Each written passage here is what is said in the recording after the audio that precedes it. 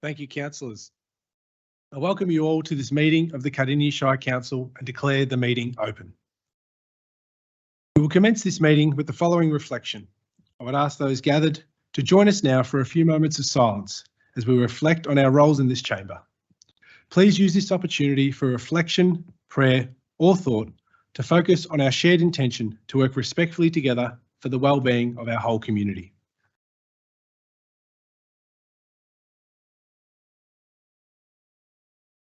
Thank you. The Cardinia Shire Council respectfully acknowledges that we are on the traditional land of the Bunurong and Wurundjeri people and pay our respects to their elders past, present and emerging. Can I have a motion, please, to adopt the minutes of the previous meetings as listed? Councillor Moore. The seconder, Councillor Davies. All those in favour? I declare that carried. Councillors, are there any declarations of interest tonight? I see none. Before proceeding to the business before us tonight, I would like to take this opportunity to acknowledge the efforts of our previous Mayor, Councillor Tammy Radford, during her term of office. A portfolio of remembrances and photos will be provided as an additional means of reflection on your term of office. You have provided excellent stewardship of the council over the last 12 months, and you deservedly should be proud of your achievements. Thank you. Now back to the agenda and business before us tonight. The items on today's agenda are as follows. Item 6.1.1, T220285 PA, use and development of land for a medical centre and alteration of an access in a transport zone Schedule 2 at 337 Belgrave Gembrook Road, Emerald. Can I have a mover for this item, please? Councillor Springfield. Thank you, Mayor. I would like to move the officer's recommendations as listed. Thank you, Councillor Springfield. Do I have a seconder to that? Councillor Davies. Thank you, Councillor Davies. I'll go to the mover, Councillor Springfield, to speak. Thank you, Mayor. And as councillors would be aware, this has appeared in our agenda items over the last 2 months. And first of all, in September, it came to this meeting, and initially I asked for a deferral in order for council officers to conduct some further assessments and understanding of Madigan's Way and the traffic impacts upon Madigan's Way. So look, I would note that, that these have been undertaken. These are currently being undertaken as well, because it is a bit of a long-ranging focus to really, try and pick this apart. But my rationale for this was due to, a number of sort of concerns that had been raised in the community regarding this proposal, but more so than just this proposal. It's more so that access way, which is this proposal, which the recommendation of the officers is to use that as the entry point and exit point, and just realising that council hasn't done this body of work to really understand what the modern uses are of this laneway, which the residents of Emerald will know it well. It is sealed up to a section, and this recommendation, as it is listed, will compel the applicant, if it proceeds forward, to seal up to the section of this current proposed address as well. But really, my concern at the start was just to go, we need to really better understand this for our future planning decisions and for the community as a whole. How this road is utilised, what are its weaknesses or its strengths, and what are the future decisions made around this to help us have a preemptive body of work when future developments come, which, mark my word, I assume they will down the track, because there is a whole pocket of undeveloped land, so to speak, at this point in time, which is in the mixed use zone, which, just as this proposal is, which has the opportunity, as is noted in the officer's report, that can be utilised for such developments as we see here. So look, I really am thankful and appreciative of the councillors for allowing this time, and for the officers for the work they are doing, and I look forward to that sort of continuing. It then came back to the next council meeting because our council officers recognised that there was a bit of a lapse in the understanding of the vegetation removal that will happen for the development of this section of Madigan's Way and the adjoining properties. That work has been undertaken now, and so I do thank the community for its patience and for the applicants for its patience leading up to this. But we are now at this point where we can come forward, and I would like to push this recommendation that we grant the permit with the conditions as listed. There is numerous conditions within this report, hence I didn't read them all out because we'd be here to about 9 o'clock for me to list all of them. But that is reflective of making sure that we ensure the best outcomes with a development of this size, which is, it's not a small development size, but the benefit that it will bring to the community with providing a number of health services to the local community, I do see is a net benefit and a positive for our community up there. And I'm hoping that councillors will support this at tonight's meeting. So thank you.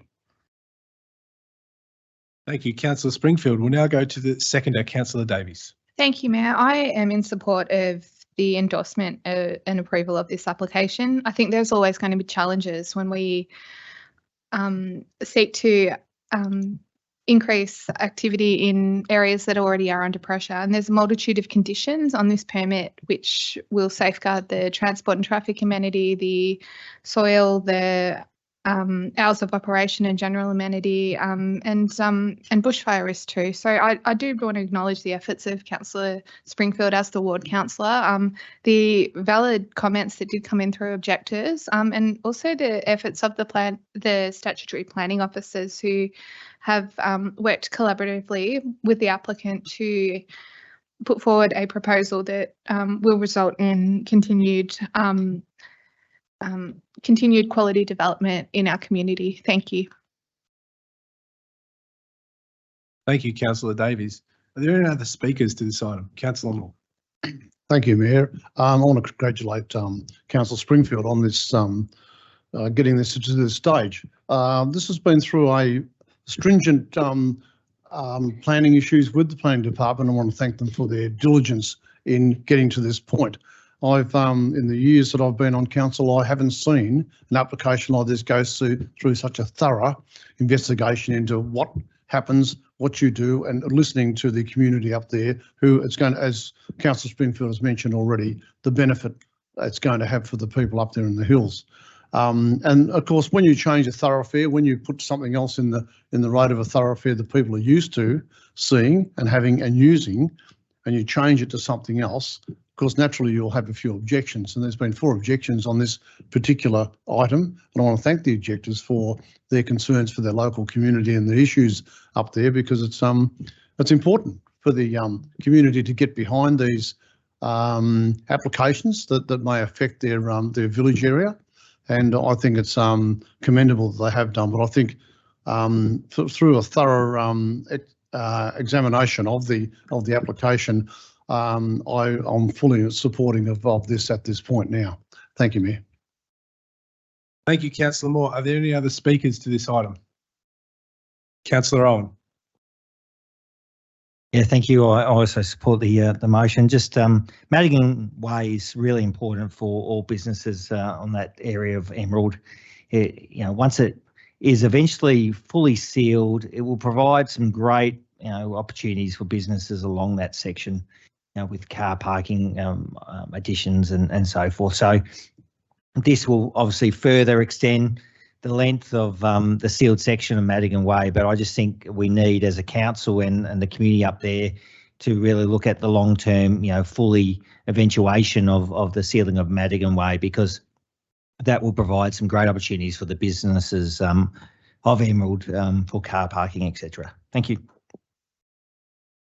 Thank you, Councillor Owen. Are there any other councillors wishing to speak to this item? Councillor Ross. Thank you, Mayor.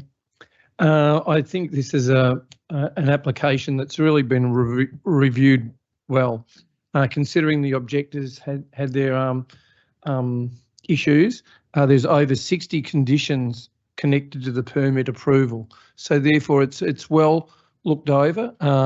Hopefully now the community will have some confidence in the review and the adjustments that would make this application an approval led application. So anyway, we'll look to see that that's followed, and hopefully the adjustments that are made have made it a better application for the community. Thank you, Mayor. Thank you, Councillor Ross. Are there any other councillors wishing to speak to this item? There being none, we'll go back to the mover, Councillor Springfield. Thank you, Mayor, and to my fellow councillors for their words. So just in conclusion here. Look, it has taken a lot of consideration. You know, this report and this recommendation has been going on for a number of months since it was first raised with us, and you know, and it's taken those times and that diligent overview and oversight of this and consideration. You know, I do appreciate the work that's gone into it. It's you know, it's not easy making our decisions here at this council chambers, often at times, because there is contrasting views within the community. And I would like to respect and acknowledge a number of the views that have been presented to me from community members that are concerned at seeing a development, you know, a building of this size that's developed, that's put there where there was none. There was only an old house that's sitting there currently. But under our planning controls, you know, that we currently have to work with and work within, it allows for this development. It allows for this development, and you know, and from that we have put a number of conditions in there. The improvement to the Madigan Way up to the site, all the parking that's going to be on site underneath the building. There's a lot of benefits here, and the benefit of bringing new health services to our community in the hills, which will be utilised by the entire hills rather than just Emerald, in my opinion, is also of great benefit. So, yeah, so look, I would like to see this proceed at this point in time, and thank you all for your consideration. Thank you, Councillor Springfield. We'll now put item 6.1.1 to a vote. All those in favour? I declare that carried. Moving on to item 6.2.1, response to notice of motion 1083, enhancement of community consultation at Cardinia Shire Council. Can I have a mover, please? Councillor Davies. Thank you, Mayor. I wish to move the recommendations as per the report. Thank you, Councillor Davies. Can I have a seconder? Councillor Radford.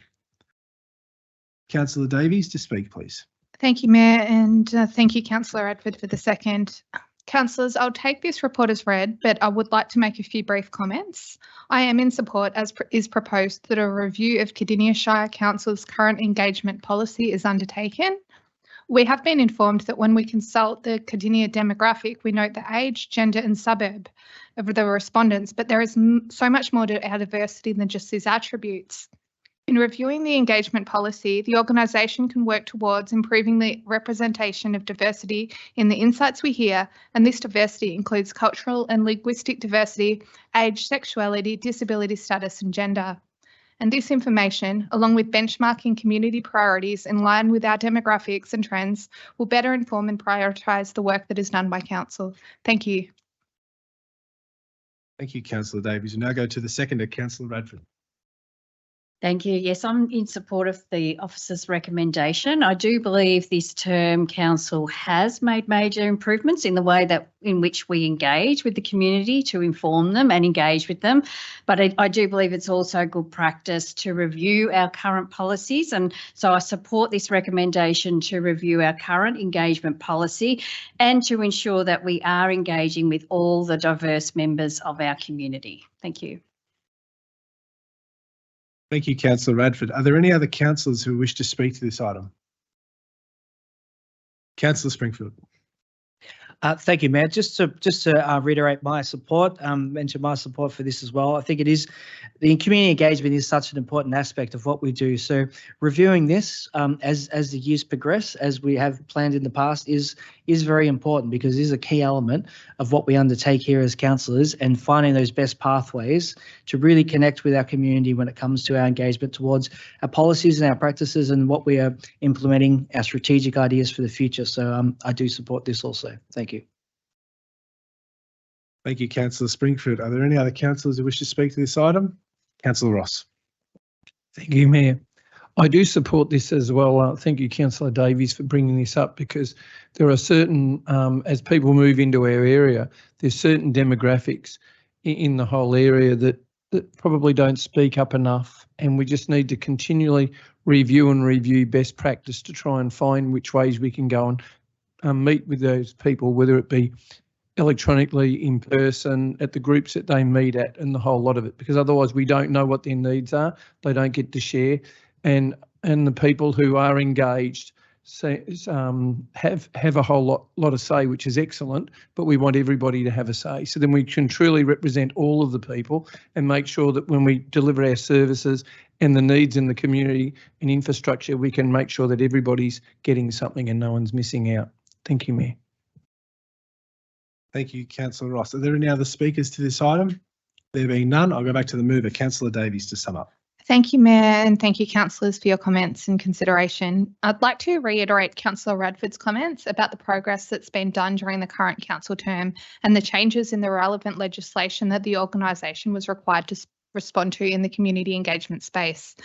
We know as councillors that our organisation is meeting the minimum requirements of the Local Government Act 2020, and we also know that there is a lot of potential.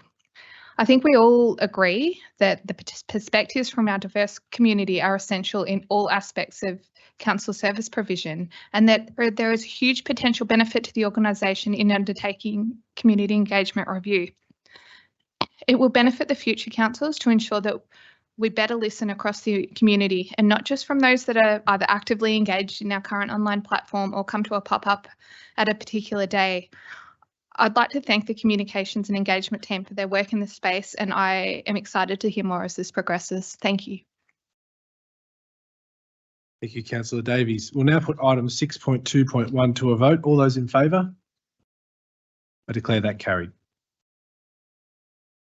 Moving on to item 6.2.2, appointment of community asset committees for recreation reserves. Can I have a mover, please? Councillor Cameron.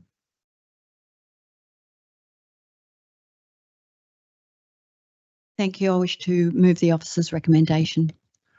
Thank you, Councillor Cameron. Can I have a seconder? Councillor Moore. Mover to speak, Councillor Cameron. Thank you. Thank you, Mayor.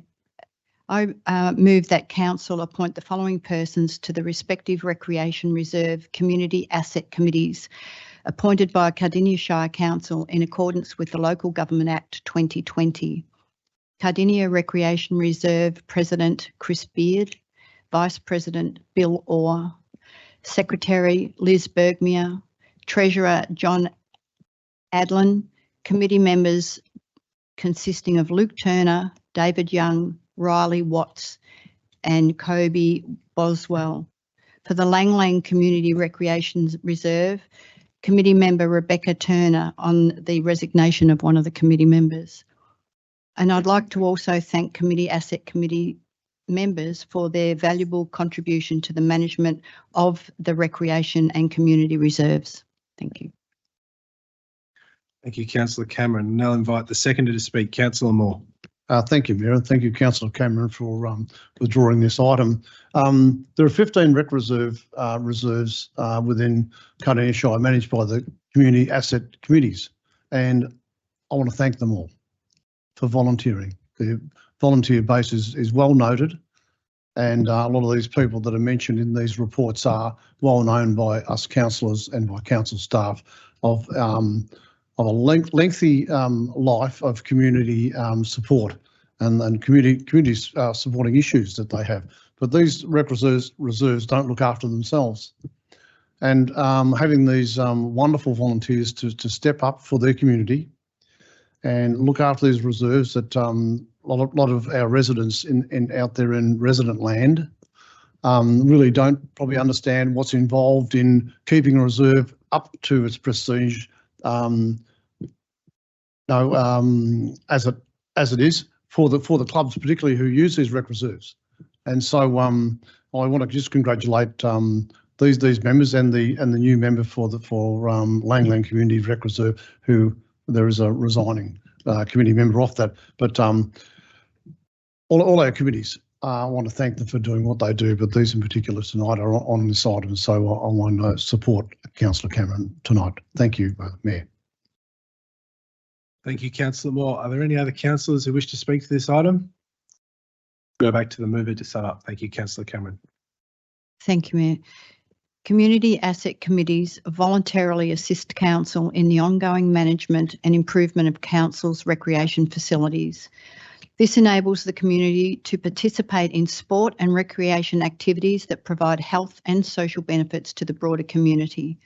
This report represents the committee members for 3 Recreation Reserve Community Asset Committees for Council to consider their appointments. Thank you. We'll now put this item to a vote. All those in favour? I declare that carried. Moving on to item 6.2.3, appointment of committee members to Lily Pond House Community Centre Community Asset Committee. Can I have a mover, please? Councillor Davies. Thank you, Mayor. I wish to move the council officer recommendations. Thank you, Councillor Davies. Do I have a seconder? Councillor Ross. Councillor Davies to speak. Thank you. Thank you, Mayor. Councillors, I take this report as read and confirm that we are seeking to appoint and thank the following persons to the appointment as a committee member of the Lily Pond House Community Centre Community Asset Committee. And I will just briefly read their names just to acknowledge them. These people are Peter Franken as the President, Jade Franken as the Secretary, Jim Stone as Treasurer, Kelly Parry as the Bookings Officer, and Karen Franken, Kathy Bartlett and Cliff Bartlett as the General Committee. I'd also like to thank the outgoing members of the committee for their service. Thank you, Mayor. Thank you, Councillor Davies. Now go to the seconder, Councillor Ross to speak. Thank you, Mayor, and thank you, Councillor Davies, for withdrawing this item. It is true, as was pointed out in the previous motion, that these these community asset committees are really unique. We're really blessed in Cardinia Shire to have had them for so long. It's continuing to be a problem with people getting busier in life, that they just can't volunteer as much as they used to. So as long as we can have full committees and people on board, that's a real an asset to our community in Cardinia Shire. These people bring a real unique insight into the asset that they're using, because they use it on usually a weekly basis, some of them every second day, like with calisthenics groups and that use it. Because they do that and they put in like this, we can afford to have some of these things still open. So therefore it's more affordable for them to be able to run their not-for-profit organisations within them, which is a real blessing for the community. Without these groups, council would have to basically be the committee and run all of these different places at a huge expense, which would then make it less viable to have as many facilities as what we have. So anyway, I thank these people. I know that they do come on a really active basis and talk with council in relation to their needs, and hopefully their needs are being met to the point where they can continue and we can actually provide them with the needs that they have and the finances they need to make sure the facility is up to grade. I know quite often some of these facilities are really old, they're run down, and the whole lot of it. Sometimes their needs are much greater, and we try and find a facility fit for purpose for what their needs are. Anyway, Lily Pond House has been around a long time. I must say the lake's looking a whole lot better than the pond's looking a whole lot better than it did through droughts and different things. We've got droughts coming, so hopefully that won't go back to where it was. It's looking very healthy at the moment. I know a lot of people down there are really interested in making it look really, really nice down there. Myself and the mayor, the former mayor, Councillor Radford, and I went down there, and they'd had a planting session there by the local high school, which actually beautified around the outside of the lily pond too. So all in all, it's looking really nice. I know councillors on here, Councillor Owen really endorses the playgrounds, and there's a new playground down there too, which makes it look even a little bit nicer than it had done for a long time. So anyway, hopefully they're getting a few things done down there to make sure it's a place that people would like to visit, bring their groups to, and it will be used more. Thank you, Mayor. Thank you, Councillor Ross. Are there any other councillors wishing to speak to this item? Councillor Ryan. Thank you, Councillor Davies, for bringing this to Council meeting, and thank you, Councillor Ross. I have a lot to do with the committee members, mainly because they run the Azaria calisthenics there, and they have roughly, I think, about 160, maybe more now, of participants from the age of 2.5 right up to 65. So I get invited to a lot of their concerts and their AGM meetings. They've done a lot, this committee, the former committee and the committee that have been re-elected.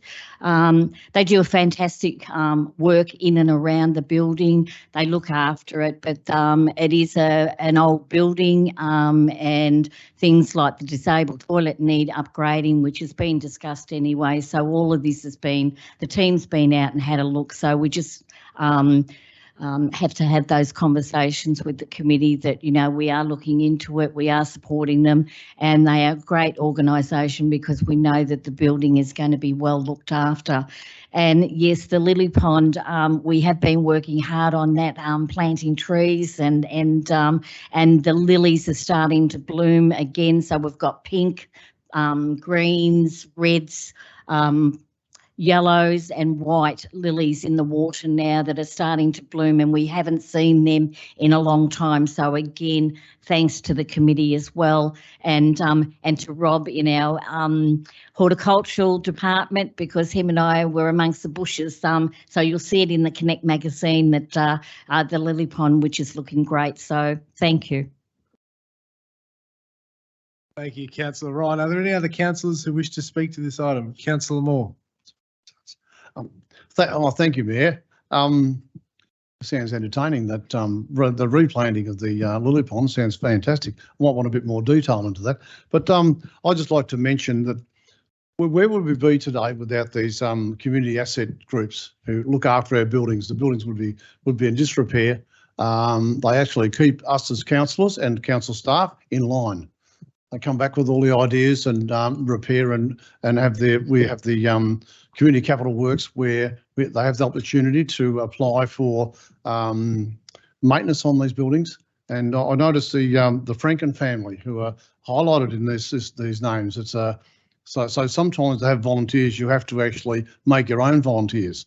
So they've got the family there who's my favourite to have family members go through and look after our community assets as they do. And I remember I go back a while too about I've got a passion towards the Lily Pond Community House when the first table tennis group played at the Lily Pond House, and I was involved in that group about 25 odd years ago. So it was a great venue to have that type of thing. So we need to keep it. And the community we have there, in place are doing a great job of keeping that for us for the future in the come. So thank you, Mayor. Thank you. Thank you, Councillor Moore. Are there any other councillors who wish to speak to this item?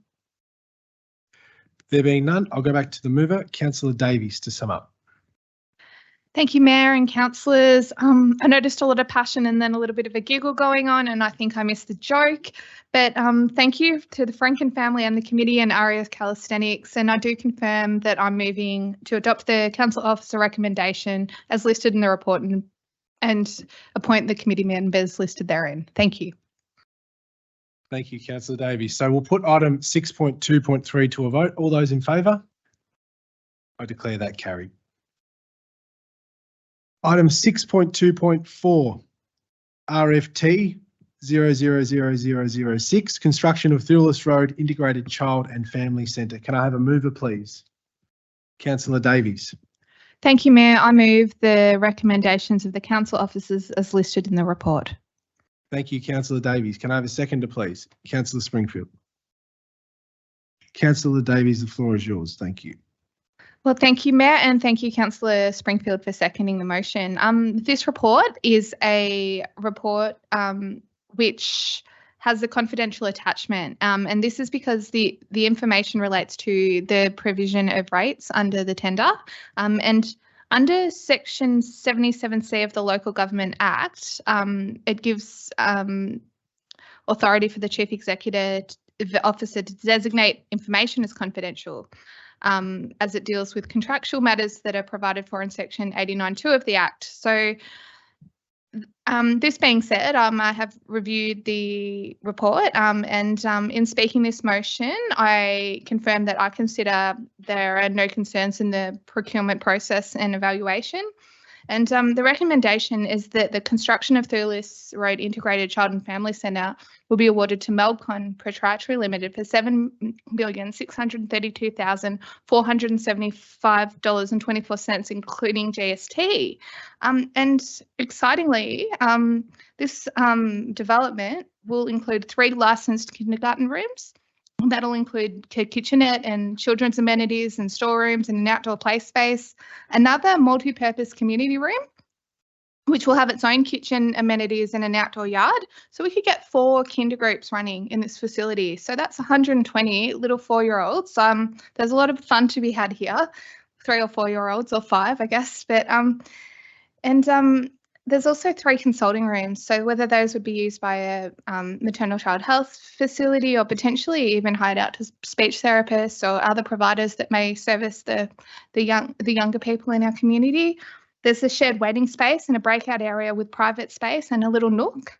There's also, for the staff, a communal planning office and an interconnected meeting room area with an outdoor courtyard. There will be public amenities, including an accessible toilet and family change room. And there also landscaping and car park works. So whilst it's a significant spend, I consider this as an incredible investment, and I am confident that the procurement meets the stringent requirements that are my expectation as when we do delegate the expend of public money. So thank you, Mayor, and thank you, councillors. Thank you, Councillor Davies. I'll now invite the seconder to speak, Councillor Springfield. Thank you, Mayor, and thank you, Councillor Davies, for moving this agenda item. Look, I think it's exciting every time we get to the point. It goes through planning for quite some time when it comes to these types of facilities. So it is good when we get to this point where we can award the tender after we've gone through a long and lengthy process to get here. But look, it's well noted that within our growing suburbs, within our growth corridor especially, there is more and more need for these types of facilities to meet the needs of our growing and young families. So I do welcome this, and hopefully we see this construction developed, in the very near future. I'd just like to note too that this is fully funded from outsourced funding, not from ratepayers funding, but we have Victoria Government building blocks capacity grant of $9 million that goes towards this, and the rest of the fundings come from the developer contribution plans for that area. So it is welcome to see these types of facilities that are being funded from the state and from the development in these areas. It requires, once it's developed, they require kindergarten services, they require community facilities. So it is welcomed when we can deliver this within those means rather than spending the ratepayers' dollars on these types of facilities. So I think it's great. Thank you. Thank you, Councillor Springfield. Are there any other councillors who wish to speak to this item? Councillor Owen. Yeah, thank you, Mayor. Thank you, councillors. I just really wanted to highlight what Councillor Springfield did say. The $9 million from the Victorian Government Building Blocks Capacity Grant is a game changer in relation to kindergartens, and I acknowledge the work of our previous mayor and also council officers in its advocacy, because the state government does need to step up to provide this significant funding. Traditionally it's been through a growing suburbs, grant basically for these types of facilities, and that's capped at, maximum is $3 million that we've seen in the past. So to get $9 million is very significant. We know there's, great changes in the early education, sector with, the introduction of increased hours of 3 and 4-year-old kinders and up to 15 hours in the future years to come. And that is a massive, commitment to provide infrastructure. And our council is juggling with that, with our existing kinders. But it's great to acknowledge, and we do need to acknowledge the state government, and because any future kindergarten, that is council's expectation, that we will need that sort of state government commitment to build these new kinders, because without that, it's really hard for the ratepayer to fund that, and council's probably going to push back a bit, because this is, great state government policy, but they need state government funding to fulfil the objectives of our early education for our young people. My children have experienced this great kindergarten, through councils, and it's a really great experience for our young people to have that council kindergarten. So it is good that we'll continue to do that for the benefit of our young people. So thank you. Thank you, Councillor Owen, for your comments. Are there any other councillors? Councillor Ross to speak. Thank you, Mayor. I concur with my fellow councillors. I was at the announcement with the Mayor in Timbertop at another one of these facilities, and the Minister and the local member were genuinely excited about what they were looking at. They were extremely impressed. And when they announced unexpectedly that $9 million being given up, it was an awesome boost, because we were in the advocacy role of letting them know that these sort of facilities wouldn't be able to be afforded to be under rate capping to be built. And when she announced the $9 million, that actually just said, we're going to build a whole one for you and you don't have to put in any money. And it was actually commented at the time that this wouldn't be out of this fund the last of what would come. They didn't mention where it would come, but they said this isn't the last of it. She was genuinely excited, and I look forward to seeing what they might give in future for future ones that we've got. But the one we've got in Timbertop, absolutely amazing. So different to what people would expect. Amazing to bring your children there. They'll want to go there. That's really, really nice. And hopefully this one will be, well, with the amount of money they put in, is going to be just as good. So that'll be great. And we look forward to future ones being built to the same standard.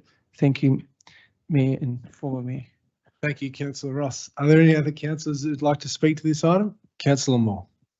Thank you, Mayor. I'd just like to point out the stringent procurement procedure that goes through with these particular items. When tenders are asked for by builders, and there's about 7 odd builders have been asked to price this particular job, and I just want to congratulate the staff on what that procedure is. It's a stringent one, as I said before, and they go through every possible avenue with each builder, and may not be the cheapest builder that's available, but the most qualified to do these buildings for us. And it's going to be a wonderful construction, this Thillis Road Integrated Child and Family Centre. I'm looking forward to the construction of it. So, but I just wanted to thank the staff, because I know what steps they have to go through to get to the end result, and the bottom line sometimes is back and forth, and so it's something to be acknowledged. Thank you, Mayor. Thank you, Councillor Moore. Are there any other councillors to speak? There being none, we'll go back to the mover, Councillor Davies, to sum up. Thank you, Mayor, and thank you, councillors. Just briefly, there are also some exciting energy efficient provisions as part of this building design that I think are worth mentioning. LED lighting, sustainable materials being selected, and indoor environmental components with levels of natural light designed to be optimised to make the most of the natural light to light up the occupied areas. There's also a central recirculating system for the air, and no gas appliances being utilised. And the hot water appliances are located closer together and near the hot water system to reduce energy loss as that travels. So, as well as a wonderful building, we're doing it the right way for the future. And that doesn't happen easily. And I do acknowledge the environmentally sustainable design policies and procedures in place, and that this informs a lot of our construction tenders. I will, just to conclude, just mention that it was the Victorian government that did announce life-changing progress in our state's early childhood education, with funded 3-year-old and 4-year-old programs up to 30 hours a week. And it's absolutely fantastic, because our littlest Victorians and Australians do deserve no less than the very best start to life, and that includes quality early education. And that there is a huge challenge, because kinders are local government delivered services, and we need the facilities and the rooms as the starting point. And I would also like to reiterate the statements of my colleagues to thank the state government in allocating funding to enable council to at least provide the infrastructure for the service.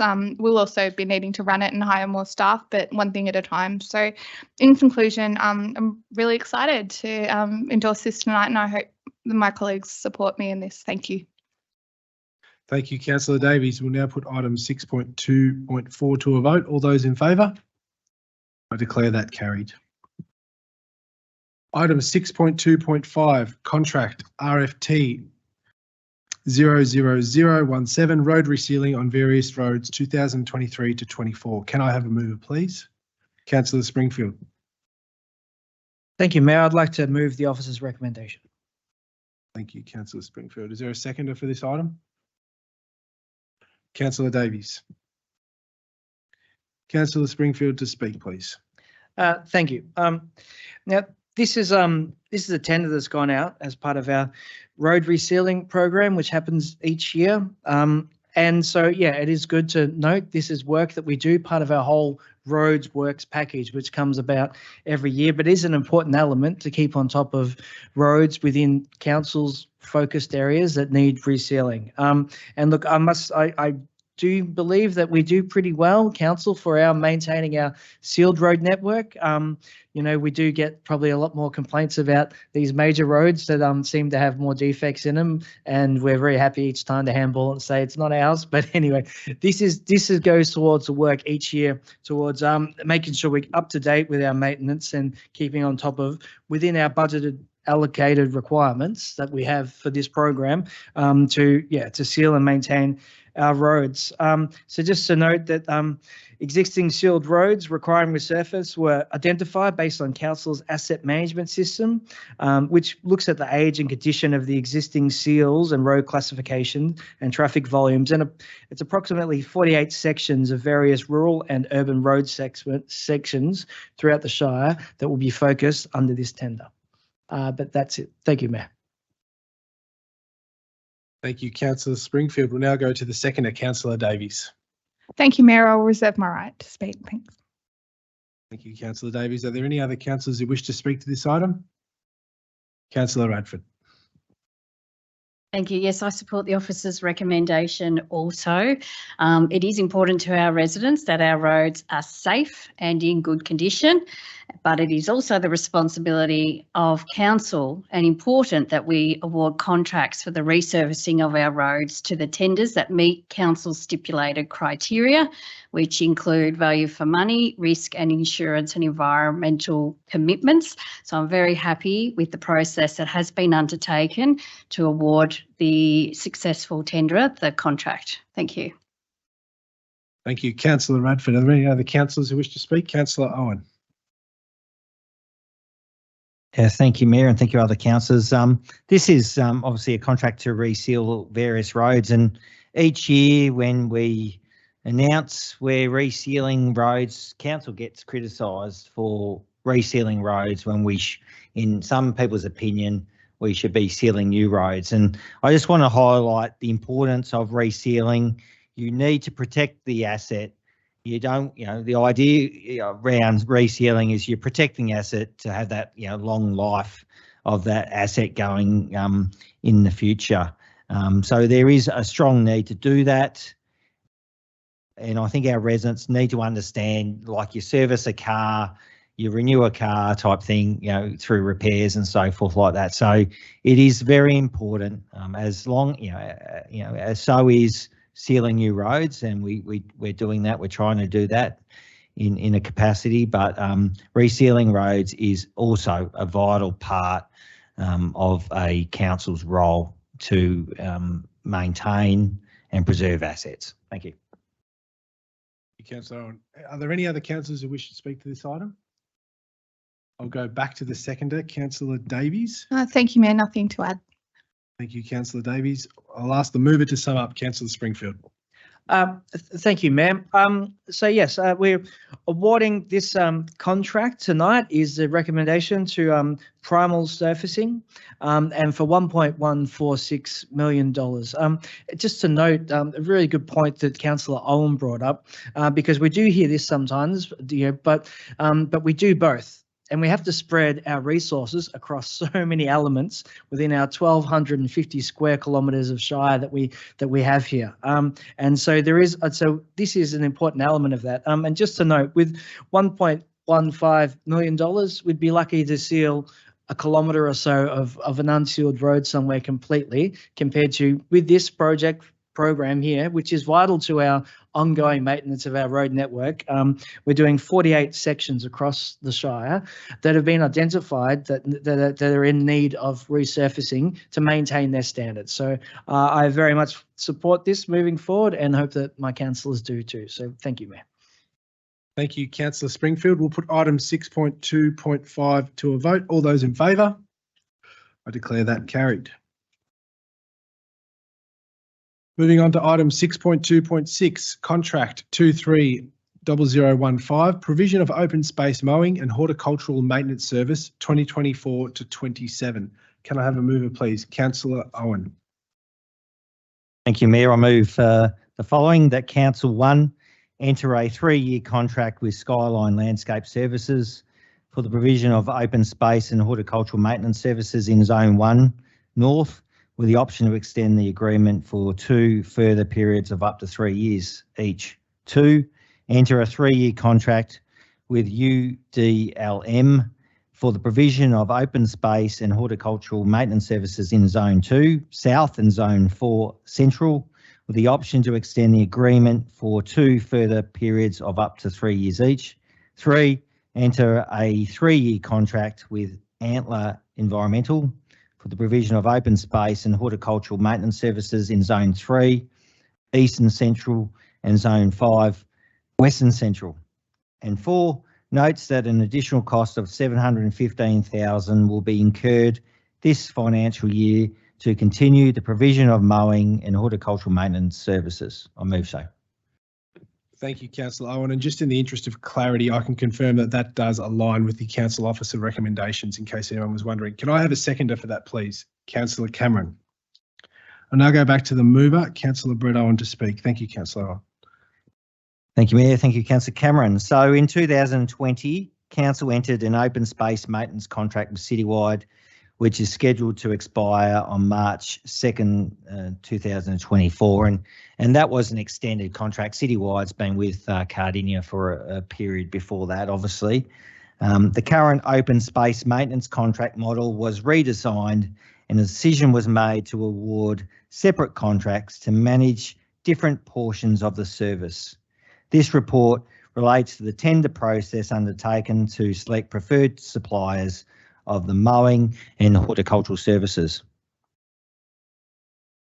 The contract includes the clearing of litter, mowing, garden and shrub maintenance throughout the municipality for a 3-year initial period commencing the 4th of March 2024, together with Council's option to extend the contract for further periods of up to 3 years each if Council at that time chooses. For this tender, Cardinia was geographically split into 5 zones, and tenders were able to submit for 1 or more zones for their choosing, but it was a requirement that they must apply for Zone 1 North or Zone 2 South as part of their submission. I note there were 7 submissions received. Sorry, 11 submissions received, including 1 which was non-compliant. So I want to talk about the tender process. All compliant tenders were assessed and scored by each panel member independently using a set of criteria, with 2 subsequent meetings held to discuss submissions and determine consensus scores for each tenderer. An independent external probity advisor was present for these meetings. Further clarifications were sought from tenderers and the top 2 ranking 6 tenderers. The external probity advisors were again present during these meetings. After each interview, the evaluation panel discussed the presentation and rescored evaluation criteria where necessary.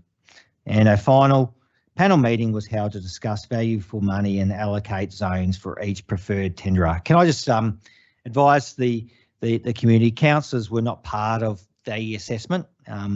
That's independent of councillors, experts in the field, as I said, a external probity advisor. So councillors are presented with 3 recommended tenderers, and they are obviously Skyline, UDLM, Antler Environmental, and the zones have been allocated accordingly in the report. It's fair to say, councillors have been well aware of concerns of our community regarding the maintenance of our open spaces. I've been frustrated as one councillor, and I've voiced that obviously to officers, and so it was the view of definitely me and I think all councillors that we need to do better in this space, open space, particularly after COVID. Open spaces are valued more than ever in our community, and they need to be great places for families and our community to enjoy, and they need to be to a standard that our community expects. So council reviewed this, and we're going down this path of allocating a number of contractors in a number of zones to get that better impact, better flexibility for council to pull the levers if we're not getting performing contractors or outcomes that we're seeking. So I think this is a good way forward. Make our contractors accountable. Yes, our budgets are going to reflect increased spending in this area, but I look forward to a better outcome for our community. And that's my expectation. That's, I think, every councillor around this table's expectation, that we're going to see better outcomes for our open spaces. So I'll let other councillors speak to this item. Thank you. Thank you, Councillor Owen. I'll go to the seconder, Councillor Cameron. Thank you, Mayor. Thank you, Councillor Owen. Preparing for an increase in costs for the delivery of the service, the council officer's decision to simplify service standards and establish a contract model for payment based on works completed was made prior to the tender being released to the market. The tendering process allows officers to establish market costs to service each one of the areas across council. It's clear that without substantial reductions to the standard, area or frequency of service, the cost of providing the maintenance to the Shire's open spaces will increase. The tender documents allowed the tenderers to nominate discounts in the event they were awarded multiple zones. However, the combination of zones allocated to the proposed recommendations did not furnish any savings in this instance. The total cost for these services came to $6,342,775, excluding GST, for the first year of this service. This results in an additional and over budget expense of approximately $715,000 for this financial year. Thank you. Thank you, Councillor Cameron. Are there any other councillors who wish to speak to this item? Councillor Ross. Thank you, Mayor. This item's come about because we, for a long time, had a model where we used one contractor who did the whole lot. What we've discovered over time is through COVID, and as people, smaller blocks of land come, people use the green spaces more often. They go walking locally because their backyards aren't as big, their kids need to get out. During COVID, people needed to go for walks and go and do things. During this time, through the different challenges, we discovered that that the standards were quite inconsistent in some areas. You could walk 500 metres and it would go from being really well looked after to 2 foot high. And people walked along and said, like, how does this work out? And when we looked into it with the different contractors, the different contractor, we discussed with them the challenges that they had. And what we discovered was that when you rely upon one contractor, if they've got some issues on different things or they're struggling in certain areas, it affects the whole area. Whereas by going down this pathway, we can individually look at the needs of that local area and try and work out what the needs are and how often that needs to be upkept in that area. And you'll have different contractors who can meet the needs of those individual areas individually. And hopefully this will spread the risk. It will make sure that the different contractors don't see it as one whole big job, but they've got their area that they look after. And I'm sure that some of these are new contractors to our our area that haven't got these bigger contracts before, and they'll be really going out of their way to make sure that they do a really good job, because the community pay a high rate, they pay rates, and they pay high rates in the matter of thousands of dollars, and their expectation is, and it should be, of a high standard coming back, whether it be their rubbish being picked up, whether it be their roads, whether it be their green spaces being looked after. I'd like to think that we can be extremely proud of our area, and it's a place that you want to spend time. You don't have to go out and go for a walk and then find out that it's 3 foot high, or there's water over the pathways all the time, or and when you live in the growth corridor area, you do see the inconsistencies when you ride your bike, you go for a walk, and all these sort of things. Hopefully this will be the beginning of the end of the inconsistency, and everyone will be able to see a real good quality outcome out of this. Anyway, they've all got their opportunity to show us how good they are, so we'll have a look for that, and we'll make sure that we keep them into account. Thank you, Mayor. Thank you, Councillor Ross. Are there any other councillors who'd like to speak to this item? Councillor Radford. Thank you. And ditto to a lot of what Councillor Owen said. That was really good. But whenever there is always an over budget expense, there is always questions from councillors. So I do want to reassure the community that that is something that it was a process that we went through as councillors to ensure that there was validation for this overspend in the budget, because it does affect other things in the budget as well. But the maintenance of our open spaces was a major concern. It was brought up many, many times by our community. And so I feel that the breaking down of our Shire into zones and awarding different contractors to each zone will ensure that the maintenance will be at a level that is satisfactory to everyone. So I'm quite satisfied and happy to support this recommendation. Thank you. Thank you, Councillor Radford. Are there any other councillors wish to speak to this item? There being none, I'll go back to the mover. Councillor Owen, to sum up, please. Thank you, Mayor, and thank you other councillors for talking to this item. I just want to reiterate, as said before, there was 11 tenderers, and that was brought down to 3 recommended by the independent panel. Councillors were separate to the panel for obvious reasons. We need to be independent of that decision, but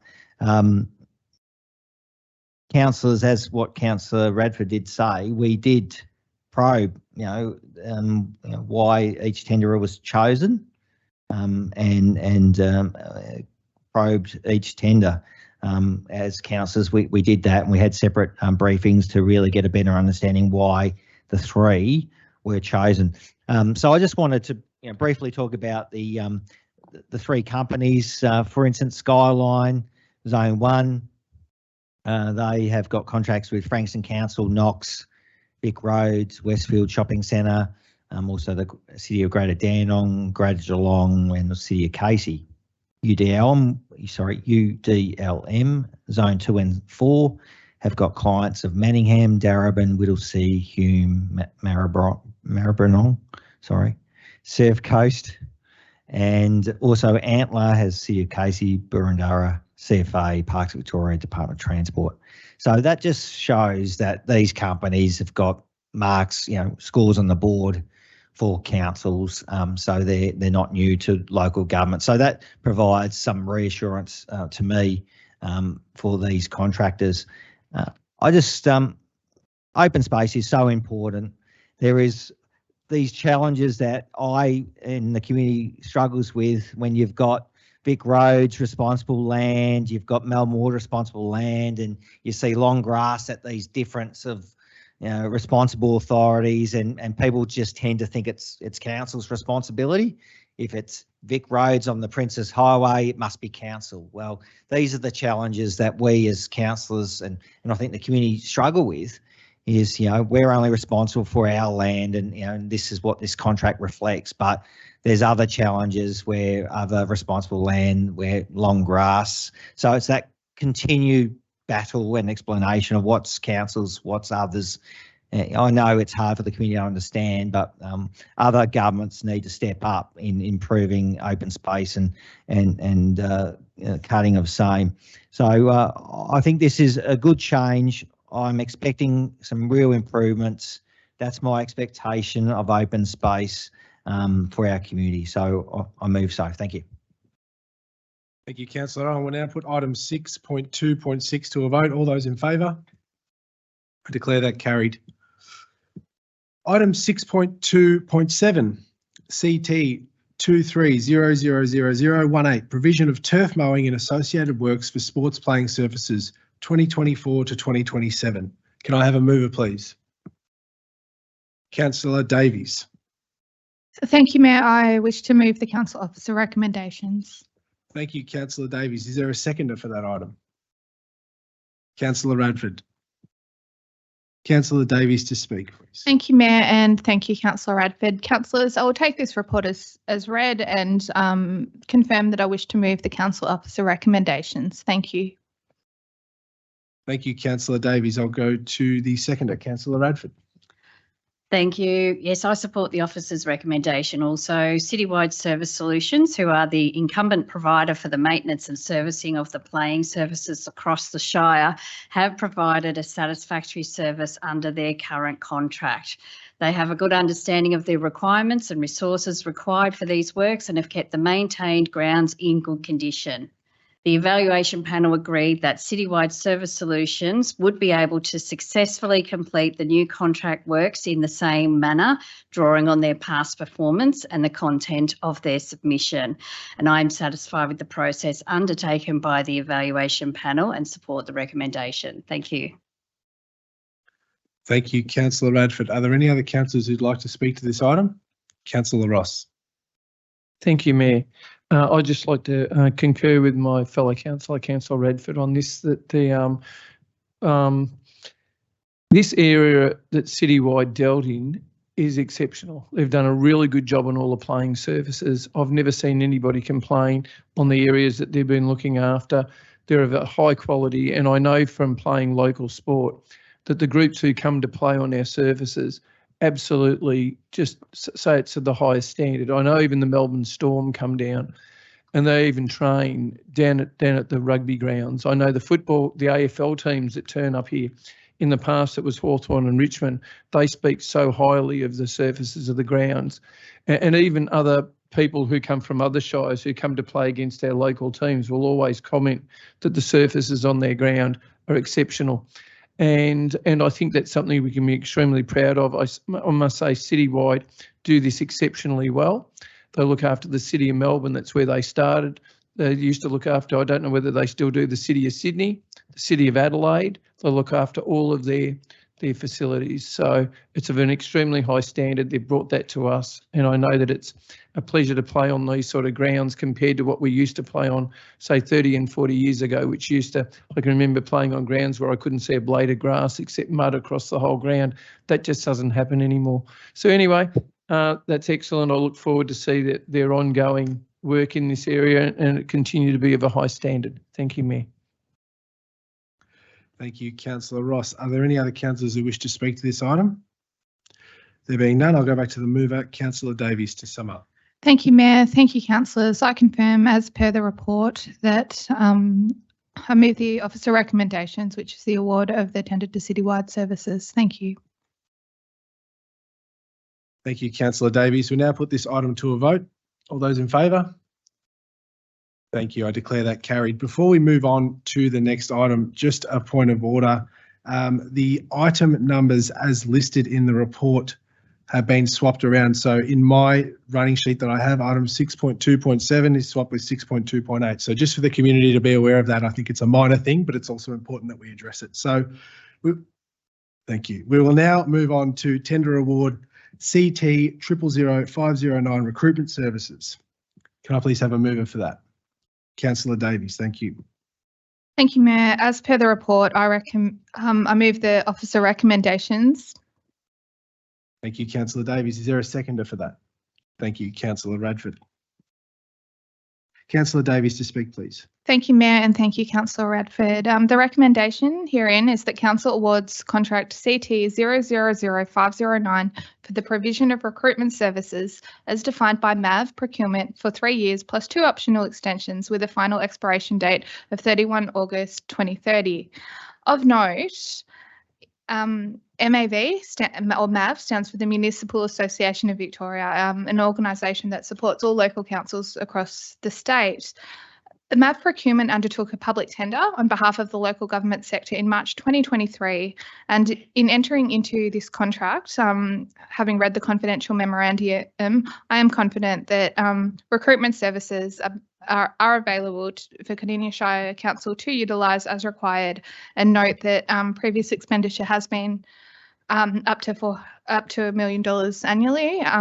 However,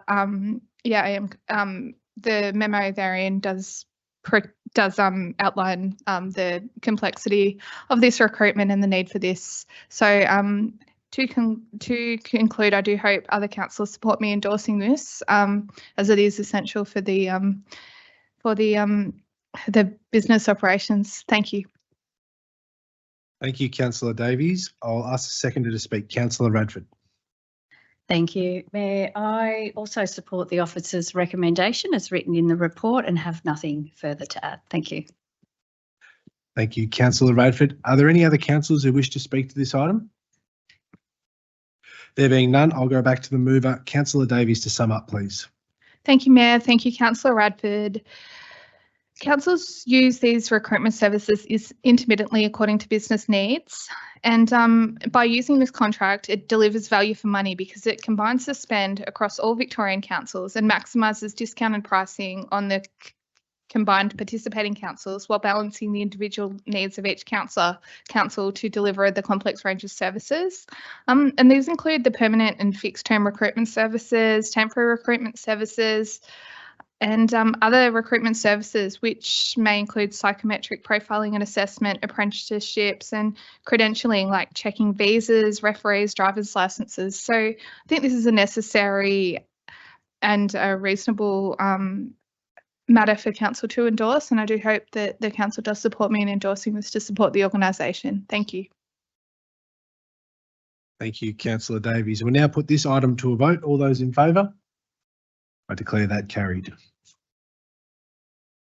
We should be back on track now, so we're moving on to item 6.2.9, Pakenham Revitalisation Project Public Realm Strategy.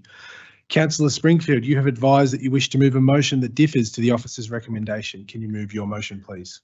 Thank you. Thank you, Mayor. Look, I would like to move that Council 1 endorses the public realm strategy to support the implementation of the long-term plan to revitalise Pakenham. 2, provides further consideration towards the potential of a one-way traffic flow scenario for Main Street, Pakenham. 3, undertakes further assessment of the viability of a one-way traffic flow scenario that may potentially be implemented during future phases of this strategy. And 4, commences engagement with the community and local traders to inform them of the Pakenham Revitalisation Project and the impacts for the delivery of Phase 1 of the project. Thank you, Councillor Springfield, for presenting your alternate motion. Do I have a seconder for that? Councillor Ryan. I'll ask the mover, Councillor Springfield, to speak, please. Thank you, Mayor, and thank you, Councillor Ryan, for you seconding this motion. So what we have before us tonight is Pakenham Revitalisation Project, the public realm strategy, which is something we've been working on for some time now, coming out of the recognised need to do some work in Pakenham, to do some work that council can in this space to try and bring Pakenham up. Revitalisation in a sense. The reason why I've moved an alternate motion with those following recommendations was due to conversations that all us councillors have had over the past few weeks discussing this project. And firstly, there was a number of ideas of us discussing the idea of one-way traffic in there. And look, I think this potentially could work, potentially maybe not, but the decision on that, it's too early to make that decision come, let's say, tonight's meeting, or in my opinion, in the implementation of this Phase 1 of the project, because it really needs some future considerations, I believe, of really understanding what the new train station will look like and the traffic from that car parking there, what Drake's Place will look like with the community hospital that's going to be built soon in there, and understanding some of these impacts in there. But rather than trying to say we're going to undertake all this work, which I think is going to be, take some time to understand that, I think just having this provision that we can have future consideration for that, because as this is noted, this the public realm strategy has 12 stages of implementation. This is just sort of kicking the ball off, first of all, and kicking off with what's proposed for stage 1, which is really focused in that first main hub of the main street. Look, second to that too was just some feedback that we've had from traders and from community about consultation, about communication with this. And I'd just like to note that I think at this point in time, it's all been we've been gathering information. Our officers have been working with us through workshops and gathering information of the ideas and the higher level type of things that we would like to see within a project such as this revitalisation project. But from this, and I hope this project is supported moving forward with my alternate recommendations tonight, from this we'll have a clear view that what we can go out and communicate with the community with. They say, this is what council has endorsed now, this is what it looks like, this is our anticipation of what stage 1 will look like. And we haven't been able to do that at this point, because at this point in time, it's gathering those high-level information of what you would like to see, how you would like to see improvements that council can deliver within the main street and within the activity precinct of Pakenham. And so hence why my alternative motion includes those couple of points. But beyond those points, because I think it's highly important that we communicate what's happening moving forward once we have made a decision on that. But I encourage the community to read through this, the public realm strategy, because it does have a lot of great ideas in here, of trying to revitalise and give some fresh life to what we can with the pavements, with the usability and the activity in that main centre. And to highlight, in phase 1, really, it's a focus on widening those footpaths. And in order to do so, we have to narrow the streetscape of the traffic flow.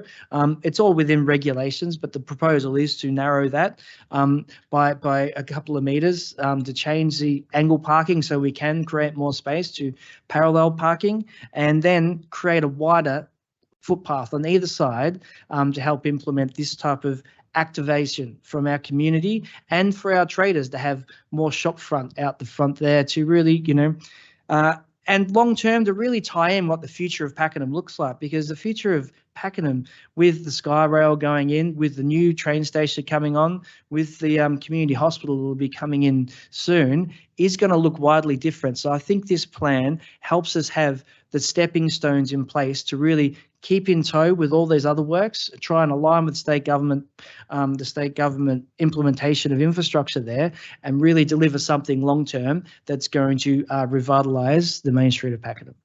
Thank you, Mayor. Thank you, Councillor Springfield. I'll now ask the seconder to speak, Councillor Ryan. I'll reserve my right to speak at the moment, Mayor. Thank you, Councillor Ryan. I'll now ask any other councillors wishing to speak to this item. Councillor Moore. Thank you, Mayor. Thank you, Councillor Springfield, for this proposed motion in the agenda tonight. It's responsible. I think this is a responsible attitude towards this particular item. Yes, we've heard from our community. I mean, I've heard, a lot of the council have heard different stories coming from particularly the business owners of that main street, who are quite vocal, and quite right, they have to be vocal. This alternative motion gives them the opportunity to have, I think, a clear direction of community consultation, to have some say. I was a big believer in one-way road down there, and I thought that might be a good idea with diagonal bracing. It's diagonal street parking would be maybe a good idea. But after a long debate, we've had debates between councillors, between staff, many briefings that the community may not understand, and we have taken this seriously. This is not taken lightly, and this is why we're taking this motion. And I'm certainly happy to support this motion of Councillor Springfield. I think it's a really responsible and adult way to look at this proposal. It's a long time there. Once it's there, it's there, and it's not going to change after. So I think for us to have a really good look at this and listen to what the community needs may be. We were talking about the parallel parking along Main Street, and it's an issue. But when I'm speaking to the planners about making the parks longer and wider, there's a possibility that might be a solution, but it's not the end all of everything. So to have this proposed motion, I'm fully supportive of it, to have a really good look at this before maybe the mistakes are made that maybe have been in the past, where the business owners down Pakenham there don't forget what's happened in the past.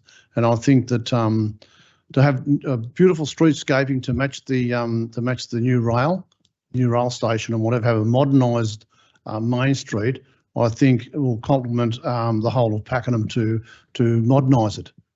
At the moment, it's a bit tired, and to see it modernised in some way.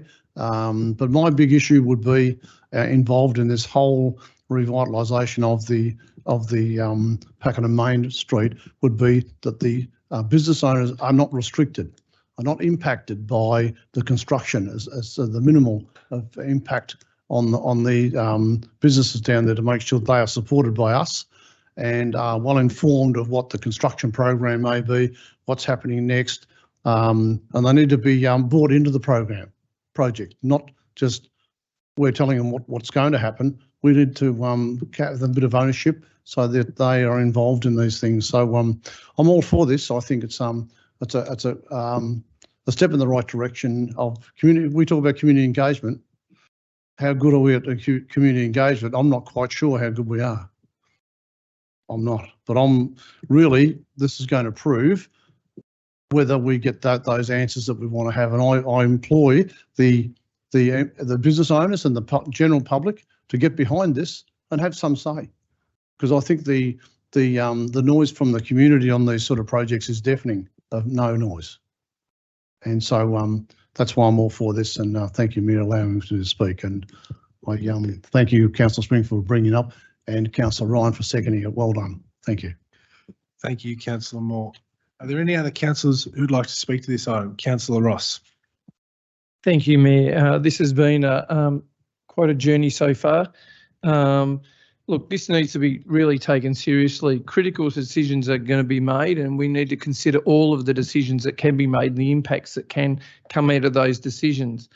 One of the things that we struggle with in Pakenham a little bit is we've got lots of great traders who have got great ideas, but we don't have a township committee or we don't have a business owners group. So therefore, we never have really a collective voice that comes forward. And other towns have that. We don't have that. So therefore, you finish up with a whole lot of individual ideas about individual ways it'll impact their own business rather than the whole collective. So that's a challenge for council, to try and make sure that we do get in touch with everybody and try and get a collective voice out of that with the pros and cons of everything. The state government, through one of the grants programs, gave us $1 million for this project, which is a wonderful opportunity to refresh and revive the township of Pakenham and the main street, which was done last time with faux brick and some paint and some different things that didn't really change it very much, but a slap and a bit of a paint up. People thought it looked fresh, but it really didn't change a whole lot. But that was a long time ago. That was probably about 16 or 17 years ago. Pardon? 31 years ago. I know Caitlin Priere was part of when she was here on that change with a faux brick that came in. I must say, looking down the track, as it was pointed out by Councillor Springfield, that it's going to change very much. It's going to look a whole lot more modern, and we want to make sure the whole precinct looks refreshed, renewed and revived. And it was pointed out in one of our meetings by one of the councillors that, mistakes can't be undone quickly. If you're rash about this and you just jump in and you do things regardless of when the money's got to be spent. If you make a decision that's a really poor one, you just can't undo it straight away. You have to rebuild roads. You have to do all those sort of things, which isn't done lightly. I must say, the only time I've seen anything, and hopefully it doesn't go this long, in a community consultation trying to work around something, was the Emerald Hub. I think it took 3 years of community consultation to work through that issue to try and get one facility looking the way it does today, which was a contribution from everybody involved. This is a wonderful opportunity for Pakenham to be a shining light inside our Shire. It is the biggest population that we have in all of our Shire. They pay a lot of rates, and we've got some old sections and some new sections. I'd like to think that Pakenham can be a place that people are really proud of. When the new station comes, the new hospital comes, and the whole lot of it's refreshed and renewed. I hope that people can not only be proud, that people will want to live here when they come to Pakenham, not turn up and say, oh, you know, look at this and look at this. No, it looks really refreshed, renewed. There's been a lot of thought put to it, and it can be one of the shining lights within Pakenham. I've lived in Pakenham for 27 years, and I think it's a really great place. It's some wonderful opportunities there, though, with all this money coming forward and different groups moving in, that we can capitalise on this. I know that area, particularly down where the railway line was an absolute quagmire of it was a disappointment. It had long grass, it had trolleys in there, rubbish, it had trucks there, it had motors with engines and everything, and it was a constant challenge for Pakenham to look smart. With this new sky rail over the top and what's going to be done underneath, hopefully the main street will stand up and look its part too, and people will want to bring their businesses here too. Instead of just having the same businesses, other people will want to come to Pakenham because it will draw more people. The better you make it look, the more people will come. Anyway, I look forward to this. I know everyone's invested in it. Everyone's given it their best shot. Even all the ward councillors and outside the ward, they're really taking it on board, and they're trying to make sure that it'll be the best place. Thank you, Mayor. Thank you, Councillor Ross. Councillor Davies. Thank you, Mayor. Councillor Springfield's alternate motion to me is an improved council resolution option than what is proposed in the report. But unless endorse is removed from the wording of our resolution, I'm not comfortable. So I would like to foreshadow that should this alternate motion be lost, I would like to move that council instead just notes this report. And I understand that some of my colleagues don't have a problem endorsing, but having spoken to Main Street traders and heard their perceptions on what's being presented in this strategy, I'm not willing to put up my vote tonight to endorse. I heard from various Main Street traders some significant concerns. I met and spoke with many personally, and they reported advice that decisions have already been made irrespective of their feedback, and that this is not limited to just the point about the angle parking. They also reported advice to expect a construction period from January to December next year, including loss of access to their shop fronts during key periods. And worse still, it was reported that they were talked over and yelled at. And whilst this should not happen, having heard it from multiple sources, I'm of the view that council's endorsement of any work done to date would be in conflict of my own values and be interpreted as a lack of respect until this is really reconsidered. And if our communication and engagement is misunderstood, I think that's on us, and it's not the fault of the traders or the members of the community, because it's our job to make sure it's understood. And I had some very difficult conversations this week with the CEO and her representatives, and I heard statements like this is the hardest type of project. And I reject that, because we heard at our briefing tonight an extensive approach to advocacy for the Officers South Employment Precinct, and this organisation is capable. I questioned advice that Pakenham traders will always refuse any improvement proposals, because I heard directly from them that investment improvement is much appreciated. Senior officers shared their experience at Port Phillip Council with an example about Ackland Street, and that traders disagreed with everything and wouldn't warm to the prospect of change. And it's a very human thing. We don't like change. But in saying this, we are Cardinia, and as councillors, we are the custodians of that final community voice in our democratic decision making. And this is a responsibility and an opportunity that I don't take lightly. I also questioned advice that we will lose co-contribution funding if this happened. And I reviewed the documents, and this was not specified therein. And these have been difficult conversations. It's been an extremely stressful time this past week in particular, having to question and debate advice that as a councillor, by this stage, it really should be clear. And I believe it may have been also a very difficult time for other councillors. And we've been to numerous briefings, heard numerous complaints and concerns, and are still struggling to get that clarity. And I think we can do better. And I really hope that the organisation, under our very capable CEO, will progress the coordination of the numerous initiatives across the town centre precinct and progress revitalisation works by council. But this must be done with significantly improved collaborative engagement. So to confirm, I do feel it is inappropriate to endorse this public realm strategy tonight at this point in time. And I confirm that should Councillor Springfield's alternate motion be lost, I would like to foreshadow that Council just receives the notes of the reports. Thank you. Thank you, Councillor Davies. I'll now go to Councillor Cameron. Thank you, Mayor. And I do support Councillor Springfield's notice of motion tonight. Pakenham is going through a major transition as it moves from a suburb to the fringe, on the fringe of metropolitan Melbourne, servicing residents and commuters, to a major activity centre that will be a destination for thousands of new residents and workers travelling to or from the area. Pakenham Activity Centre is projected to service 24,756 additional people by 2041. And this does not include people who will travel to Pakenham in the future to visit, spend time and their money. The public realm strategy will guide the growth and development alongside the community to ensure Pakenham becomes an attractive, safe destination, accessible for all people, featuring entertainment and community events one stage at a time. Thank you. Thank you, Councillor Cameron. Are there any other councillors who'd like to speak to this item? I'll go back to the seconder, Councillor Ryan. Through you, Mayor. Thank you very much. Thank you, Councillor Springfield, for bringing up. We've had several conversations today in reference to, I was originally going to foreshadow for deferral for a month.